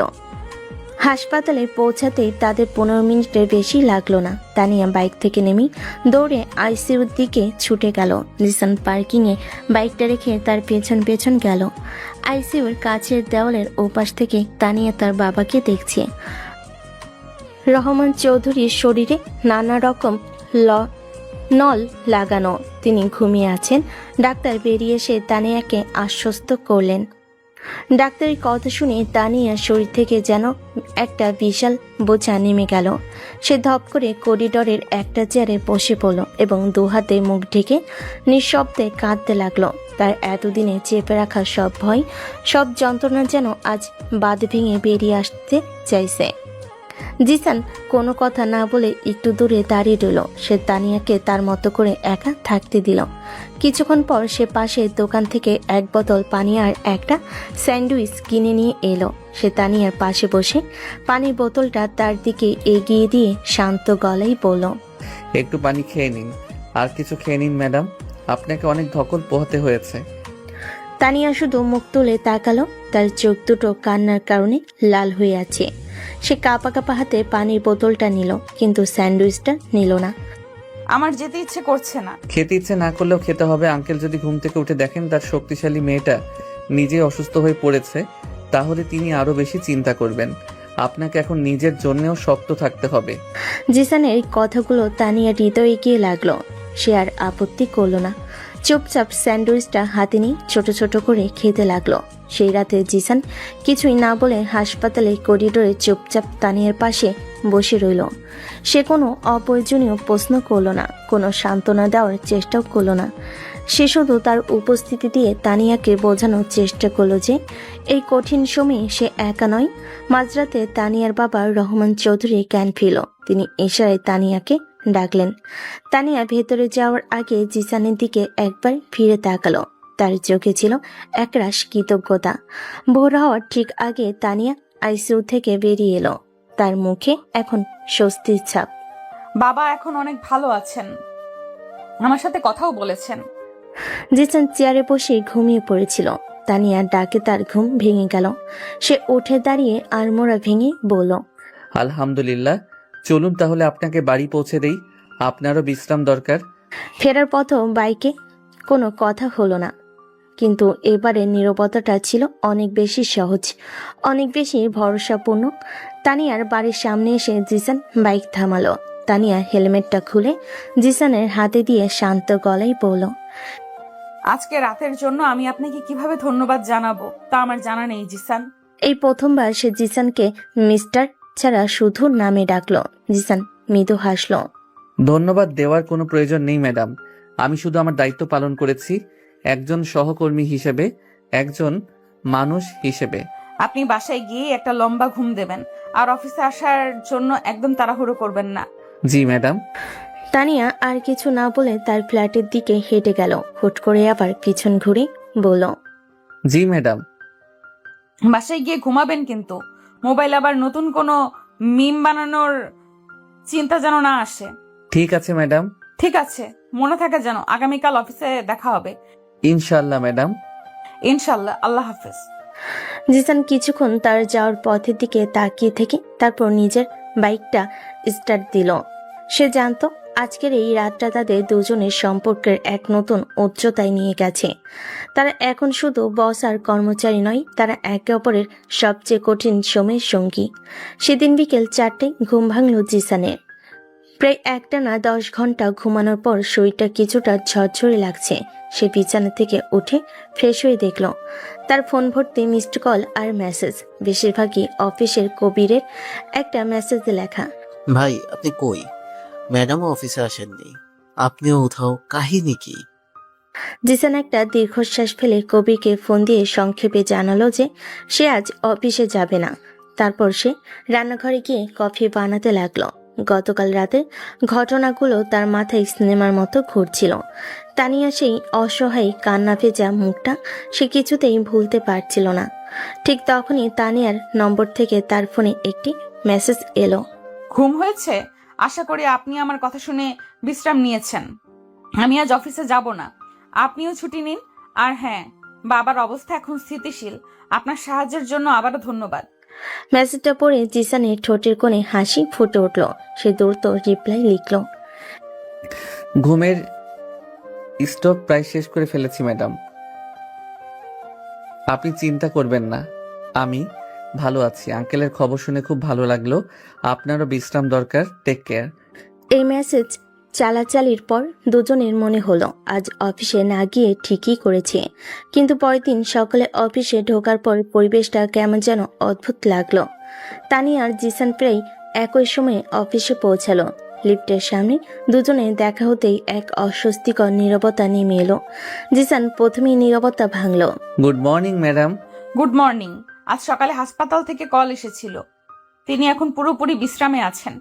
আলহামদুলিল্লাহ, এটা তো খুবই ভালো খবর ম্যাডাম, শুনে খুব খুশি হলাম। লিফট এসে পড়ে তারা আর কথা বাড়ালো না, কিন্তু ফ্লোরে নামার পর থেকে জিসান লক্ষ্য করলো অফিসের সবাই তাদের দিকে আর চোখে তাকাচ্ছে আর ফিসফিস করছে। কবিতাকে দেখি দৌড়ে এলো। ভাই কি হয়েছে আপনাদের দুজনের? আপনারা দুজনেই কালকে একসাথে গায়েব ছিলেন, আজও প্রায় একসাথে অফিস ঢুকলেন। ম্যাডামের চোখ মুখও কেমন ফোলা ফোলা। সবাই তো বলা বলি করছে আপনাদের মধ্যে কিছু একটা চলছে। জিসান কপালে হাত দিয়ে বলল, মানুষের কল্পনা শক্তি যে কোথায় গিয়ে ঠেকতে পারে তার কোনো সীমা নেই।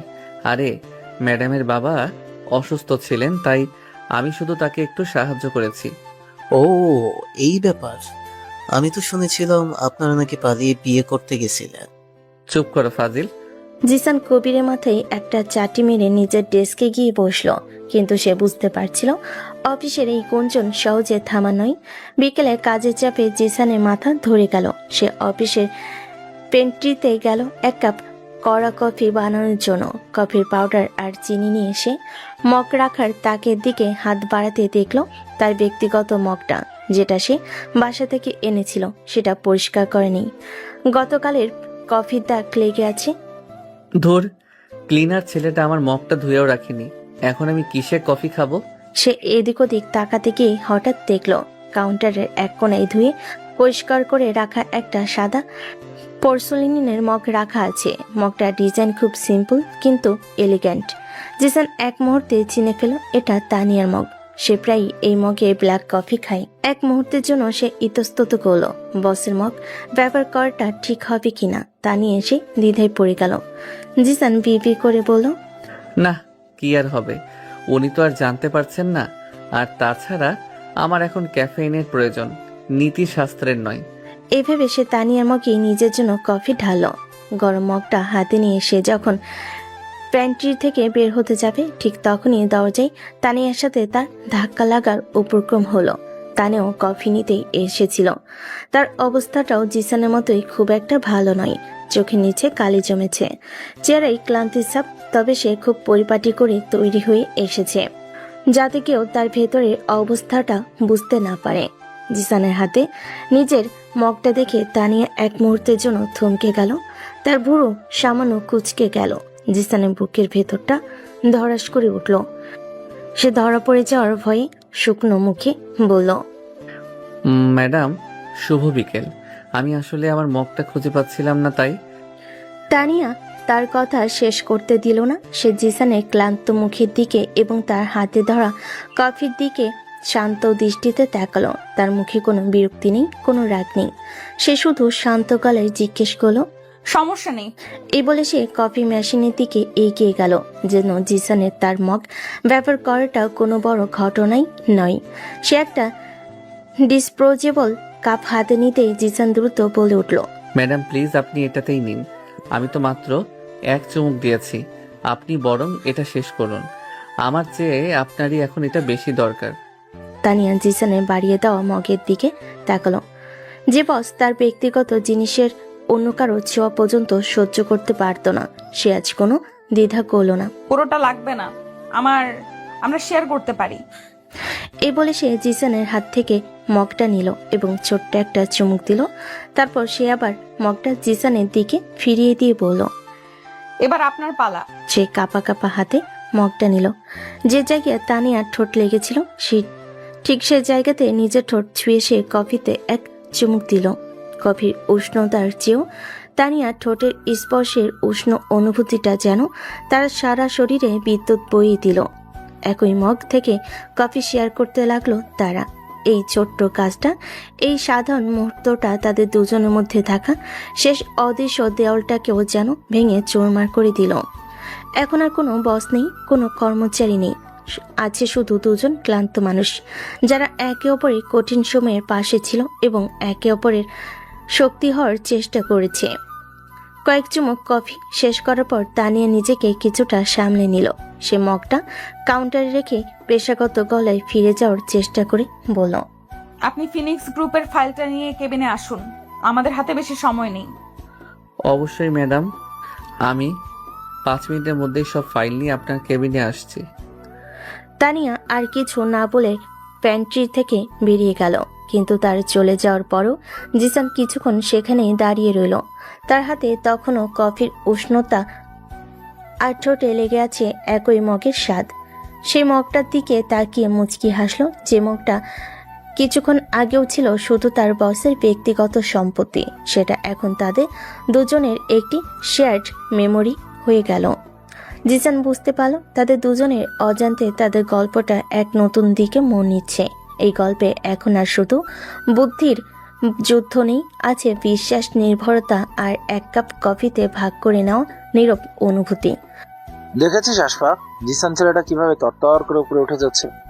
আগে তো ম্যাডাম আমাদের ছাড়া কোনো মিটিং এর কথাই ভাবতেন না, আর এখন ফিনিক্স গ্রুপের এত বড় ডিলটার দায়িত্ব ওই ছোকরার কাঁধে। আমাদের কি এখানে ঘাস কাটার জন্য রাখা হয়েছে? অফিসের স্মোকিং জোনে দাঁড়িয়ে সিগারেটের লম্বা টান দিয়ে কথাগুলো বলল রাশেদ। তার গলা সরে স্পষ্ট ঈশা। আশফাক আরেকজন সিনিয়র ম্যানেজার ধোয়া ছেড়ে সায় দিল। ঠিক বলেছিস, ছেলেটার কপাল বটে। মিস্টার হ্যারিসনের ডিলটা জিতিয়ে দেওয়ার পর থেকেই তো ম্যাডাম ওর উপর পুরোপুরি ফিদা। সেদিন শুনলাম ম্যাডামের বাবা অসুস্থ হওয়ার সারা রাত নাকি হসপিটালেও ছিল ওরা। ব্যাপারটাকে আমার মোটেও স্বাভাবিক মনে হচ্ছে না রাশেদ। স্বাভাবিক? এই ইন্ডাস্ট্রিতে কোনো কিছু স্বাভাবিক নয় আশফাক, সবকিছুই একটা খেলা। আর জিসান খুব ভালো খেলোয়াড়, সে জানে কাকে কিভাবে পটাতে হয়। কিন্তু ও মনে হয় যায় না এই খেলায় পুরনো খেলোয়াড়দের হারানো অতটা সহজ নয়। কি করতে চাস তুই? ম্যাডামের সাপোর্ট এখন পুরোপুরি ওর পেছনে। ওর ক্ষতি করতে গেলে তো হিতে বিপরীত হতে পারে। সাপোর্টের দেয়াল ভাঙতে বেশি সময় লাগে না বন্ধু, শুধু এমন একটা ধাক্কা দিতে হয় যাতে দেয়ালটা নিজের ভারেই ভেঙে পড়ে। আমি জিসানের জন্য এমন একটা ফাঁদ পাতবো যেখান থেকে ও আর কোনোদিন বেরোতে পারবে না। ম্যাডামের সবচেয়ে বিশ্বস্ত মানুষটা যে কোম্পানির সবচেয়ে বড় বিশ্বাসঘাতক, এটা যখন প্রমাণ হবে তখন ম্যাডামের চেহারাটা দেখার মতো হবে। কয়েকদিন পর জিসান তার কিউবিকলে বসে ফিনিক্স গ্রুপ এর ডিলের জন্য একটা প্রেজেন্টেশন তৈরি করছিল। তানিয়া তাকে এই প্রজেক্টের সমস্ত দায়িত্ব দিয়ে পূর্ণ স্বাধীনতা দিয়েছে। হঠাৎ করে রাশেদ তার কিউবিকলে এসে কাঁধে হাত রাখলো। তার মুখে অস্বাভাবিক রকমের বন্ধুত্বপূর্ণ হাসি। কি খবর জিসান? শুনলাম ফিনিক্স গ্রুপের ডিলটা তুমি একাই সামলাচ্ছ। গ্রেট জব ম্যান, তোমার মতো ট্যালেন্টেড ছিল আমাদের কোম্পানিতে খুব দরকার। জিসান এই অপ্রত্যাশিত প্রশংসায় কিছুটা অবাক হলো। রাশেদ সাধারণত তাকে এড়িয়েই চলে। ধন্যবাদ রাশেদ ভাই, আমি আমার শেয়ারটা দেওয়ার চেষ্টা করছি। সে তো আমি জানি। আচ্ছা শোনো, আমার কাছে আর্কাইভ রুমে কিছু পুরনো ফাইন্যান্সিয়াল ডেটা আছে যা এই ডিলে তোমার খুব কাজে আসতে পারে। ফাইলগুলো top secret, Rahman Chowdhury sir নিজে এগুলো তৈরি করেছে। তুমি যদি চাও আমি তোমাকে সাহায্য করতে পারি। সত্যি রাশেদ ভাই, তাহলে তো খুবই ভালো হয়। আমার কিছু পুরনো ডেটা আসলেই খুব দরকার ছিল। নো প্রবলেম ইয়াং ম্যান, বন্ধুত্বের খাতিরে এতটুকু করতেই পারি। চলো এখনই তোমাকে ফাইলগুলো দেখিয়ে দিচ্ছি। রাশেদ জিসানকে নিয়ে বিশাল ধুলোমাখা আর্কাইড রুমে ঢুকলো। সারি সারি ফাইলের তাকের মধ্যে থেকে সে একটা পুরনো লাল রঙের ফাইল বের করলো। রাশেদ ফাইলটা জিসানের হাতে দিয়ে বলল, এই নাও, এটার মধ্যে ফিনিক্স গ্রুপের সাথে আমাদের পুরনো কিছু ব্যবসার ফাইন্যান্সিয়াল স্টেটমেন্ট আছে। তবে খুব সাবধান, এটা কোম্পানি খুব কনফিডেন্সিয়াল ডকুমেন্ট। কাজ শেষে অন্য কাউকে না দিয়ে সরাসরি আমার কাছে ফেরত দিও। আমি জায়গা মতো রেখে দিব। লগ বুকে আমি এন্ট্রি করে রাখছি যে ফাইলটা তোমার কাছে আছে। অবশ্যই রাশেদ ভাই, আপনার এই উপকার আমি কোনোদিন ভুলবো না। জিসান সরল বিশ্বাসে ফাইলটা নিয়ে তার ডেস্কে ফিরে এলো। সে জানতো না এই ফাইলটাই তার বিরুদ্ধে পাতা সবচেয়ে বড় ফাঁদ। কারণ এই ফাইলের ভেতরে কিছু গুরুত্বপূর্ণ পৃষ্ঠার ছবি রাশেদ আগেই তুলে রেখেছিল এবং সেগুলো ইমেলের মাধ্যমে প্রতিপক্ষ ফিনিক্স গ্রুপের এক কর্মচারীর কাছে বেনামে পাঠিয়ে দিয়েছিল। তার প্ল্যান ছিল যখন ডিলের তথ্য ফাঁস হওয়ার খবরটা জানাজানি হবে তখন আর্কাইভের লগবুক এবং সিসিটিভি ফুটেজ দেখিয়ে সে সহজে প্রমাণ করে দেবে যে এই ফাইলটা শেষবার জিসানি নিয়েছিল এবং সেই এই বিশ্বাসঘাতকতার জন্য দায়ী। যেমন পরিকল্পনা তেমনি কাজ হলো। 4 দিন পরেই বোর্ডরুমে তানিয়া চিৎকার করে উঠল, এটা অসম্ভব। ফিনিক্স গ্রুপ আমাদের সাথে ডিলটা বাতিল করে দিয়েছে। কিন্তু কেন? সবকিছু তো ফাইনাল হয়ে গিয়েছিল। বোর্ডরুমে পিনপতন নীরবতা। তানিয়া চিৎকারে ঘরে বাতাস পর্যন্ত কেঁপে উঠল। তার সামনে বসা কোম্পানির ডিরেক্টরদের মুখ থমথমে। ফিনিক্স গ্রুপের সিওর পাঠানো একটা ইমেল তখন প্রজেক্টরের বড় স্ক্রিনে ভাসছে। সেখানে স্পষ্ট লেখা, একজন ডিরেক্টর মিস্টার জামান উঠে দাঁড়িয়ে বলল, তানিয়া, ব্যাপারটা খুবই গুরুতর। আমাদের ডিলের ফাইনাল প্রসেসটা কোনোভাবে লিক হয়ে গেছে, আর সেটা আমাদের প্রতিপক্ষ কোম্পানির হাতে পৌঁছে গেছে। তারা আমাদের চেয়েও কম রেট কোট করে ডিলটা নিয়ে নিয়েছে। কিন্তু কিভাবে? এই ডিলের তথ্য তো মাত্র কয়েকজন জানতো। তানিয়ার মুখটা ফ্যাকাশে হয়ে গেল। ঠিক তখনই রাশেদ উঠে দাঁড়ালো। তার মুখে দুশ্চিন্তার ছাপ, কিন্তু চোখে ধূর্ততার হাসি। ম্যাডাম, আমি মনে হয় জানি তথ্যটা কিভাবে লিক হয়েছে। সবার দৃষ্টি রাশেদের দিকে ঘুরে গেল। তানিয়া জিজ্ঞেস করলো, কিভাবে? আর্কাইভ রুমের লগবুক অনুযায়ী ডিলের সাথে সম্পর্কিত টপ সিক্রেট লাল ফাইলটা গত 3 দিন ধরে মার্কেটিং ডিপার্টমেন্টের একজন জুনিয়র এক্সিকিউটিভ মিস্টার জিসান আহমেদের কাছে ছিল। এই কথাটা শোনার সাথে সাথে বোর্ডরুমে একটা গুঞ্জন শুরু হলো। সবার সন্দেহের তীর ঘুরে গেল জিসানের দিকে। জিসান যে ঘরের এক কোণে দাঁড়িয়ে ছিল, সে বজ্রহতের মতো স্তব্ধ হয়ে গেল। জিসান কাঁপা কাঁপা গলায় বলল, কি বলছেন এসব রাশেদ ভাই? হ্যাঁ, আমি ফাইলটা নিয়েছিলাম, কিন্তু আমি তো শুধু ডেটা অ্যানালাইসিসের জন্য। তাহলে এই ছবিগুলো কি বলছে জিসান? রাশেদ তার ফোনটা বের করে কয়েকটা ছবি দেখালো। ছবিগুলোতে দেখা যাচ্ছে জিসান আর্কাইভ রুম থেকে সেই লাল ফাইলটা হাতে নিয়ে বের হচ্ছে। এই ছবিগুলো আমাকে একজন সিকিউরিটি গার্ড দিয়েছে। সে দেখেছে তুমি ফাইলটা নিয়ে তোমার ডেস্কে না গিয়ে সোজা অফিসের বাইরে চলে যাচ্ছিলে। এটা ডাহা মিথ্যা কথা। আমি ফাইল নিয়ে সোজা আমার ডেস্কে গিয়েছিলাম। মিস্টার জামান কঠোর গলায় বলেন, যথেষ্ট হয়েছে, সবকিছুই পানির মতো পরিষ্কার। একটা নতুন ছেলে যে অল্প দিনেই সবার চোখে পড়ার জন্য যা খুশি তাই করতে পারে, টাকার লোভে সে এই কাজটা করতেই পারে। তানিয়া, আমি মনে করি এই ছেলের বিরুদ্ধে এখনই পুলিশ অভিযোগ করা উচিত। জিসানের পায়ের নিচের মাটি সরে যাচ্ছিল। সে অসহায়ভাবে তানিয়ার দিকে তাকালো। তার বিশ্বাসই হচ্ছিল না যে মানুষগুলো কিছুদিন আগেও তার প্রশংসায় পঞ্চমুখ ছিল, তারা আজ তাকে এত সহজে বিশ্বাসঘাতক ভেবে নিচ্ছে। সবার সব কথা শোনার পর তানিয়া এতক্ষণ চুপ করেছিল। তার মুখ দেখে কিছুই বোঝার উপায় ছিল না। সে ধীরে ধীরে উঠে দাঁড়ালো। পুরো রুমের দৃষ্টি তখন তার উপর। আপনাদের সবার কথা শেষ হয়েছে? বেশ, এবার আমার কথা শুনুন। রাশেদ, আপনি বললেন জিসান ফাইলটা নিয়ে অফিসের বাইরে চলে গিয়েছিল, তাই তো? আর আপনার কাছে প্রমাণ হিসাবে আছে একজন সিকিউরিটি গার্ডের মুখের কথা আর কয়েকটা ছবি, যেখানে তাকে ফাইল হাতে দেখা যাচ্ছে। জি ম্যাডাম। তানিয়া তার ডেস্কের দিকে এগিয়ে গেল, হাতে একটা ট্যাব নিল। তাহলে আমার কাছে যে প্রমাণটা আছে সেটা হয়তো আপনার দেখা উচিত, তাই না? সে ট্যাবের স্ক্রিনটা প্রজেক্টরে কানেক্ট করলো।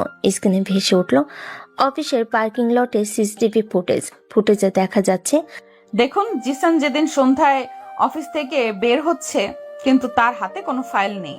সে সোজা তার বাইকের কাছে গিয়ে হেলমেট পরে বেরিয়ে যাচ্ছে। তানিয়া এবার আর্কাইভ রুমের ফুটেজটা প্লে করলো, যেখানে দেখা যাচ্ছে রাশেদ নিজেই জিসানকে ফাইলটা দিচ্ছে।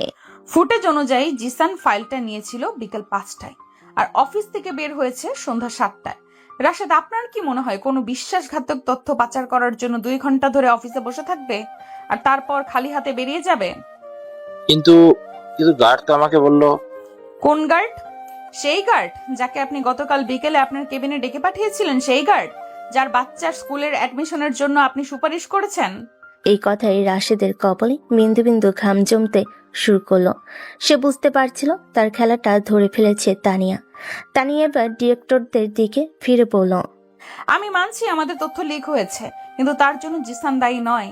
কারণ আমি ওকে বিশ্বাস করি। আমি গত কয়েক মাসে জিসানকে খুব কাছ থেকে দেখেছি। যে ছেলে কোম্পানির সম্মান বাঁচানোর জন্য নিজের জীবনের ঝুঁকি নিতে পারে, সে টাকার লোভে কোম্পানির সাথে বিশ্বাসঘাতকতা করতে পারে না। আমি আমার টিমের সদস্যকে বিশ্বাস করি, আর আমি আপনাদের কথা দিচ্ছি, আমি আসল অপরাধীকে খুঁজে বের করবই, কিন্তু কোনো নির্দোষ মানুষকে আমি বলির পাঠা হতে দেব না। এই প্রথম তানিয়া জনসম্মুখে এত দৃঢ়ভাবে জিসানের পক্ষ নিল। তার এই আস্থা, তার এই বিশ্বাস জিসানের চোখে জল এনে দিল। তার মনে হলো সারা দুনিয়া তার বিরুদ্ধে গেলেও এই একজন মানুষ তার পাশে থাকবে। বোর্ডরুমের পরিবেশ মুহূর্তেই বদলে গেল। ডিরেক্টররা নিজেদের মধ্যে কথা বলতে লাগলেন। রাশেদ চুপচাপ দাঁড়িয়ে ঘামছিল। তানিয়া জিসানের দিকে তাকে চোখের ইশারায় তাকে আশ্বস্ত করল। জিসান বুঝতে পারল সে শুধু তার চাকরি ফিরে পায়নি, সে এমন একজনের বিশ্বাস অর্জন করেছে যা হাজারটা ডিলের চেয়েও অনেক বেশি মূল্যবান। কিছুক্ষণ পর, তানিয়া মা, কেমন আছিস? আর তোর বাবা কেমন আছেন এখন? আঙ্কেল, আপনি? হ্যাঁ, হুট করে না বলে এসে কি অপরাধ করে ফেললাম? না আঙ্কেল, এসেছেন, খুব ভালো করেছেন, বসুন। ইনি হলেন চৌধুরী গ্রুপের পুরনো এবং সবচেয়ে সম্মানিত ক্লায়েন্ট মজিদ চৌধুরী। অফিসে ঢুকেই তানিয়াকে জড়িয়ে ধরে কথাটা বলেন। ষাটোর্ধ্ব এই মানুষটি তানিয়ার বাবা রহমান চৌধুরী খুব কাছের বন্ধু। তানিয়া মিষ্টি হেসে বলল, আমি ভালো আছি আঙ্কেল। বাবাও এখন আগের চেয়ে অনেক ভালো। আপনি বসুন, আপনার সাথে বিজনেসের পাশাপাশি অনেক ব্যক্তিগত কথাও আছে। মজিদ চৌধুরী সোফাতে বসতে বসতে বলেন, আরে বিজনেস তো পরে, আগে বল তোর বিয়ের কি খবর? তোর বাবা তো দিনরাত শুধু এই নিয়েই চিন্তা করে। আঙ্কেল প্লিজ, এখন এত কাজের চাপ। ঠিক তখনই জিসান একটা ফাইল হাতে নিয়ে কেবিনে ঢুকলো। ম্যাডাম, ফিনিক্স গ্রুপের ফাইনাল রিপোর্টটা। কথাটা শেষ করার আগেই তার চোখ পড়ল মজিদ চৌধুরীর উপর। সে কিছুটা অপ্রস্তুত হয়ে দাঁড়িয়ে পড়ল। মজিদ চৌধুরী জিসানের দিকে তাকিয়ে ভুরুকুচকে তানিয়াকে জিজ্ঞেস করলেন, তানিয়া, এই ছেলেটাকে আগে তো দেখিনি, দেখতেও তো বেশ সুদর্শন। তানিয়া কিছু বলার আগেই জিসান নিচ থেকে বলল, আসসালামু আলাইকুম স্যার, আমি জিসান আহমেদ, এখানকার মার্কেটিং ডিপার্টমেন্টে কাজ করি। মজিদ চৌধুরী জিসানের আত্মবিশ্বাসী ভঙ্গি দেখে বেশ মুগ্ধ হলেন। তিনি হঠাৎ করে হো হো করে হেসে উঠলেন। বাবা, তানিয়া, তুই তো আমাকে কিছুই বলিসনি। তাহলে এই সেই ভাগ্যবান ছেলে। রাহমান তো আমাকে বলেছিল তুই নিজের পছন্দেই বিয়ে করেছিস। আমি তো ভাবতেও পারিনি তুই অফিসে নিজের স্বামীকে কর্মচারী হিসেবে পরিচয় দিবি। তোদের এই জেনারেশনের কাণ্ড কারখানাই আলাদা। এই কথাটা শোনার সাথে সাথেই তানিয়া এবং জিসান দুজনের মাথাতেই যেন আকাশ ভেঙে পড়ল। তারা হতবাক হয়ে একে অপরের দিকে তাকাচ্ছিল। তানিয়া দ্রুত নিজেকে সামলে নিয়ে বলল, আঙ্কেল আপনি ভুল বুঝছেন, জিসান আমার স্বামী নয়, ও আমাদের এমপ্লয়ি। আরে রাত তোদের এমপ্লয়ি। আমি কি বাচ্চা ছেলে নাকি যে কিছুই বুঝি না? তোদের দুজনের চোখের দিকে তাকালেই বোঝা যায় তোদের মধ্যে কি চলছে। রহমান আমাকে সব বলেছে। তানিয়া বুঝতে পারল তার বাবা হয়তো বন্ধুর কাছে তার বিয়ে নিয়ে দুশ্চিন্তার কথা বলতে গিয়ে এমন কিছু বলেছেন যা মজিদ আঙ্কেল ভুল বুঝছেন। আর এখন সত্যিটা বলে তিনি হয়তো অপমানিত বোধ করবেন এবং তাদের ব্যবসার ক্ষতি হতে পারে, কারণ মজিদ চৌধুরী পারিবারিক মূল্যবোধকে খুব বেশি গুরুত্ব দেন। তানিয়া সহজভাবে জিসানের দিকে তাকালো। জিসান চোখের ইশারায় তাকে শান্ত থাকতে বলল। সে বুঝতে পারছিল এমন পরিস্থিতি সামাল দেওয়াটা খুব জরুরি। জিসান এগিয়ে এসে মজিদ চৌধুরীর পাশে বসে বলল, আসলে আঙ্কেল, আমরা চেয়েছিলাম আপনাকে সারপ্রাইজ দেব, কিন্তু আপনি তো আমাদের চেয়েও এক ধাপে গিয়ে। তানিয়া আসলে একটু লাজুক, তো তাই অফিসের সবার সামনে আমাদের সম্পর্কটা নিয়ে কথা বলতে চায় না। মজিদ চৌধুরী জিসানের পিঠ চাপড়ে দিয়ে বলেন, এই তো, জামাই তো আমার বেশ চটপটে। আমি জানতাম আমার তানিয়ার পছন্দ খারাপ হতে পারে না। যাক, আজ রাতে আমার বাসায় তোদের দুজনের ডিনারের দাওয়াত। কোনো কিন্তু আমি শুনবো না। এই বলে তিনি তানিয়ার দিকে ফিরে বললেন, আর হ্যাঁ, জামাইকে নিয়ে সময় মতো চলে আসবি। তোদের নতুন সংসার কেমন চলছে সেই গল্পও তো শুনতে হবে। মজিদ চৌধুরী চলে যাওয়ার পর কেবিনে পিনপতন নীরবতা নেমে এলো। তানিয়া মাথায় হাত দিয়ে চেয়ারে বসে পড়ল। What happened? বাবা আঙ্কেলকে কি বলেছেন? আর আঙ্কেলই বা কি বুঝলেন? এখন কি হবে জিসান? এই ডিলটা আমাদের জন্য খুবই জরুরি। আঙ্কেল যদি সত্যি সত্যি জানতে পারে তাহলে তিনি হয়তো অপমানিত বোধ করবেন। জিসান কিছুক্ষণ ভাবলো, তারপর একটা দীর্ঘশ্বাস ফেলে বলল, আমার মনে হয় আমাদের হাতে আর কোনো উপায় নেই ম্যাডাম। আজকে রাতের জন্য আমাদের এই অভিনয়টা চালিয়ে যেতে হবে। অসম্ভব। আমি আপনার সাথে আমার স্বামী হওয়ার অভিনয় করব? আপনি কি পাগল হয়ে গেছেন? তাহলে আপনিই বলুন, আর কি করার আছে? আপনি কি আপনার বাবার এত পুরনো একজন বন্ধুর বিশ্বাস ভাঙতে চান? তার চেয়ে আজকে রাতটা কোনোভাবে সামলে নেওয়াটা কি বেশি বুদ্ধিমানের কাজ নয়? প্লিজ ম্যাডাম, এটা শুধু আমাদের কোম্পানির সম্মানের প্রশ্ন নয়, এটা আপনার বাবার সম্মানেরও প্রশ্ন। জিসানের যুক্তির কাছে তানিয়া হার মানল। সে অনিচ্ছা সত্ত্বেও রাজি হলো। ঠিক আছে, মনে রাখবেন এটা শুধু আজকে রাতের জন্য, আর অফিসে এই বিষয় নিয়ে কোনো কথা হবে না। Deal madam. সেই রাতে তানিয়া আর জিসান মজিদ চৌধুরীর বাসায় গেল। তানিয়া একটা সুন্দর শাড়ি পরেছে আর জিসান পরেছে একটা এলিগেন্ট পাঞ্জাবি।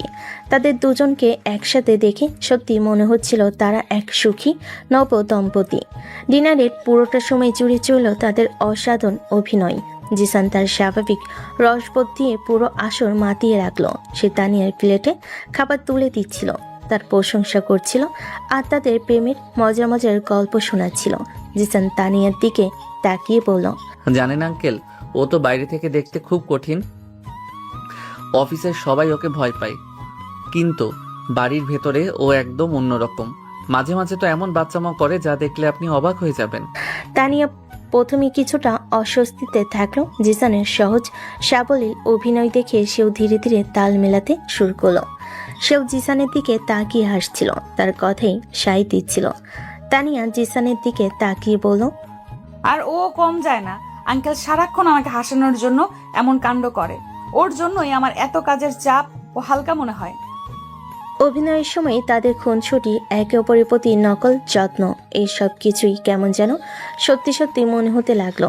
এক মুহূর্তের জন্য তানিয়ার মনে হলো, ইস, যদি এই সব কিছু সত্যি হতো, যদি জিসান সত্যিই আমার জীবনের অংশ হতো, তাহলে হয়তো জীবনটা অনেক সহজ হয়ে যেত।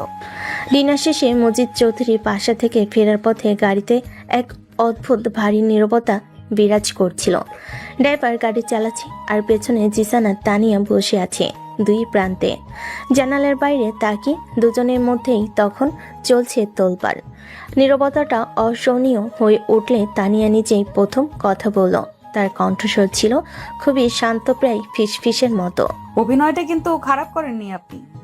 আপনাকে সঙ্গ দেওয়ার চেষ্টা করছিলাম ম্যাডাম, আপনিও তো কম যান না। আপনার মুখের বাচ্চামা করার গল্পটা শুনে তো আমি নিজেই প্রায় বিশ্বাস করে ফেলেছিলাম। তার কথায় হালকা ব্যঙ্গের সুর থাকলো, তার পেছনে যে একটা অন্য অনুভূতি লুকিয়ে আছে তা তানিয়া বুঝতে পারছিল। গাড়িটা তখন হাতির ঝিলের নিস্তব্ধ রাস্তা দিয়ে চলছে। বাইরে নিয়ন আলো এসে গাড়ির ভেতর এক মায়াবী পরিবেশ তৈরি করেছে। তানিয়া একটা দীর্ঘশ্বাস ফেলে বলল, আজকে রাতের জন্য ধন্যবাদ। আপনি না থাকলে আমি হয়তো পরিস্থিতিটা সামলাতেই পারতাম না। এটা তো আমার দায়িত্ব ছিল। আপনার সম্মান মানে তো কোম্পানিরই সম্মান, তাই না? তানিয়া সরাসরি জিসানের চোখের দিকে তাকালো। শুধু কি কোম্পানির সম্মান, নাকি এর পেছনে অন্য কিছুও ছিল? জিসান এই সরাসরি প্রশ্নে কিছুটা অপ্রস্তুত হয়ে গেল। সে কি বলবে ঠিক বুঝে উঠতে পারছিল না। সে চুপ করে রইল। তানিয়া তার চোখের দিকে তাকিয়ে থেকে আবার বলল, আপনার বলা প্রত্যেকটা কথা, আপনার প্রত্যেকটা আচরণ, সবকিছু কি শুধু অভিনয় ছিল জিসান, নাকি এর মধ্যে কিছুটা সত্যিও মিশেছিল? জিসান এবার একটা ঢোক গেল। সে বুঝতে পারছিল আজ আর সত্যিটাকে লুকিয়ে রাখার কোনো মানে হয় না। যে অনুভূতিটা সে এতদিন ধরে জিসানের ভেতর চেপে রেখেছিল তা আজ প্রকাশ করার সঠিক সময় হয়তো এসে গেছে। সে তানিয়ার দিকে একটু এগিয়ে এসে নরম কিন্তু দৃঢ় গলায় বলল, কিছু কিছু অভিনয় যদি সত্যি হয়ে যেত তাহলে কি খুব খারাপ হতো ম্যাডাম? এই একটি লাইনে, এই একটি প্রশ্নে তাদের দুজনের মনের ভেতর লুকিয়ে রাখা সমস্ত অনুভূতি যেন বাঁধ ভেঙে বেরিয়ে এলো। তাদের মধ্যকার সমস্ত দ্বিধা, সমস্ত সংকোচ এক মুহূর্তে উধাও হয়ে গেল। তানিয়ার হৃৎপিণ্ড অস্বাভাবিক দ্রুত গতিতে চলতে শুরু করলো। সে কোনো উত্তর দিতে পারল না। সে শুধু জিসানের চোখের দিকে তাকিয়ে রইল, যে চোখে সে দেখতে পাচ্ছিল একরাশ ভালোবাসা, একরাশ নির্ভরতা। গাড়িটা তখন তানিয়ার বাসার সামনে এসে থেমেছে, কিন্তু কেউ নামার জন্য তারা দেখাচ্ছিল না। তার দুজনেই একে অপরের চোখে হারিয়ে গিয়েছিল। তানিয়া, এই প্রথমবার জিসান তাকে ম্যাডাম ছাড়া শুধু নামে ডাকলো। আমি জানি না আমার এটা বলা ঠিক হচ্ছে কিনা। আমি আপনার একজন সাধারণ কর্মচারী আর আপনি আমার বস। আমাদের মধ্যে হয়তো কোনোদিনও কিছু সম্ভব নয়, কিন্তু আমি আমার মনের কথা আর লুকিয়ে রাখতে পারছি না।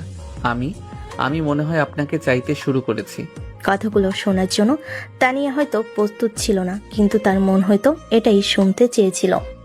তার চোখ দুটো জলে ভরে এলো। সে কোনো কথা না বলে আলতো করে জিসানের হাতে তার হাত রাখলো। সেই নীরব স্পর্শে জিসান তার উত্তর পেয়ে গেল। সে বুঝতে পারল যে অনুভূতিটা সে একা নিজের ভেতর বয়ে বেড়াচ্ছিল, সেই একই অনুভূতি নদীর স্রোতের মতো তানিয়ার মনেও বইছে। নকল সম্পর্কের অভিনয় করতে গিয়ে তারা কখন যে আসল ভালোবাসার বাঁধনে জড়িয়ে পড়েছে তা তারা নিজেরাও টের পায়নি। আরও কিছুদিন পর, কালাম ভাই, কি খবর? শরীর স্বাস্থ্য ভালো তো? ভাবি কেমন আছেন? আপনার ছেলেটা নাকি এবার ক্লাসে ফার্স্ট হয়েছে, মিষ্টি খাওয়াবেন না? অফিসের ক্লিনিং স্টাফ ইনচার্জ কালামের সাথে ক্যান্টিনে বসে চা খেতে খেতে কথাগুলো বলছিল জিসান। তার এই অমায়িক স্বভাবের কারণে অফিসের নিচু পদের কর্মচারীদের সাথে তার খুব ভালো সম্পর্ক। কামাল লাজুক হেসে বলল, আর বলি না জিসান ভাই, আপনাদের দোয়ায় আল্লাহ একরকম চালাইয়ে নিতেছে, তবে মনটা ভালো নাই। কেন কালাম ভাই, কি হয়েছে? আর বলেন না, হয়েছে সিকিউরিটি গার্ড মহিজের তো ছিলেন, হেরে তো রাশেদ স্যার চাকরি থেকে ছাইড়া দিল। বেচারা খুব কান্নাকাটি করতেছিল। মফিজ ভাই? কোন মফিজ ভাই? সেই লোকটা না যিনি সেদিন বোর্ড মিটিংয়ে আমার বিরুদ্ধে সাক্ষী দিয়েছিলেন? হ ওই মফিজেই রাশেদ স্যার কইছে হের কাজ নাকি ভুল আসলো, তাই ছাটাই করছে। কিন্তু আসল ঘটনা তো আমরা জানি। মফিজরে দিয়ে সেদিন রাশেদ স্যার আপনার নামে মিথ্যা কথা বলেছিল। এখন কাম শেষ, তাই হেলে লাত্তি মাইরা ফালাই দিল। জিসানের চোখ দুটো জ্বলে উঠল। সে এতদিন যা সন্দেহ করেছিল সেটাই সত্যি হলো। এই মফিজ ভাইয়ের বাসাটা কোথায় বলতে পারবেন কালাম ভাই? সেই সন্ধ্যায় জিসান মফিজের বস্তির পাশে গিয়ে হাজির হলো। মফিজ প্রথমে তাকে দেখে ভয় পেলে জিসানের আন্তরিক আচরণে এবং কিছুটা আর্থিক সাহায্যের আশ্বাসে সেসব সত্যি কথা স্বীকার করে ফেল। মফিজ কাঁদতে কাঁদতে বলল, আমি কি করবো স্যার? রাশেদ স্যার আমারে ভয় দেখাইছিল, কইছিল যা করতে কইব তা না করলে আমার চাকরি খাইয়ে দিব। আমার পোলাটার অসুখ টাকার খুব দরকার আছিল, তাই আমি সব বুঝতে পারছি মফিজ ভাই। জিসান তার কাঁধে হাত রেখে বলল, আপনার কোনো ভয় নেই। আপনাকে শুধু আমার জন্য একটা কাজ করতে হবে। আপনি কি রাশেদ স্যারের কোনো দুর্বলতার কথা জানেন? এমন কিছু যা দিয়ে তাকে ধরা যেতে পারে? স্যার তো অফিসের পরে রাইতের বেলা প্রায় একটা ক্লাবে যায়। আর এর লগে ফিনিক্স গ্রুপ এর এক লোকেরও আমি কয়েকবার দেখছি, নাম জানি না, তো দেখতে। মফিজ লোকটার বর্ণনা দিতেই জিসান পকেট থেকে একটা ছবি বের করলো। ফিনিক্স গ্রুপ এর মার্কেটিং হেড জামিলের ছবি। এই লোকটা? স্যার এই লোকটাই তো। জিসান এবার নিশ্চিত হলো রাশেদই আসল বিশ্বাসঘাতক। সে শুধু চাকরি বাঁচানোর জন্য নয়, তানিয়ার বিশ্বাস রক্ষার জন্য রাশেদকে ধরবে বলে মনে মনে প্রতিজ্ঞা করলো। জিসান, তোমাকে খুব চিন্তিত মনে হচ্ছে। সবকিছু ঠিক আছে তো?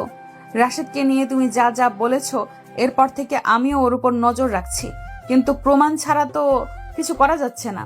পরের দিন তানিয়া তার কেবিনে বসে কফি খেতে খেতে জিসানকে জিজ্ঞেস করলো তাদের সম্পর্কটা এখন অনেক সহজ সরল হয়ে গেছে। আমি প্রমাণের খুব কাছাকাছি পৌঁছে গেছি ম্যাডাম। আমার শুধু একটু সময় দরকার। কিন্তু আমার ভয় হচ্ছে, রাশেদ হয়তো বুঝতে পেরেছে যে আমরা তাকে সন্দেহ করছি। সে হয়তো মরিয়া হয়ে নতুন কোনো চাল চালতে পারে। জিসানের আশঙ্কায় সত্যি হলো। রাশেদ বুঝতে পারছিল তার চারপাশে জাল গুটিয়ে আসছে। সে শেষ চাল হিসেবে তানিয়াকে ব্ল্যাকমেল করার পরিকল্পনা করত। সে জানত কোম্পানির সার্ভার রুমে কিছু পুরনো ফাইল আছে, যা রহমান চৌধুরী ক্যারিয়ারের শুরুর দিকের কিছু বিতর্ক ডিল নিয়ে। সেই ফাইলগুলো ফাঁস হয়ে গেলে রহমান চৌধুরীর সমান ধুলে মিশে যাবে। সেই রাতে অফিস যখন প্রায় খালি, রাশেদ তার মাস্টার কি কার্ড ব্যবহার করে সার্ভার রুমে ঢোকার পরিকল্পনা করলো। তার উদ্দেশ্য ফাইলগুলো কপি করে তানিয়াকে ব্ল্যাকমেল করা।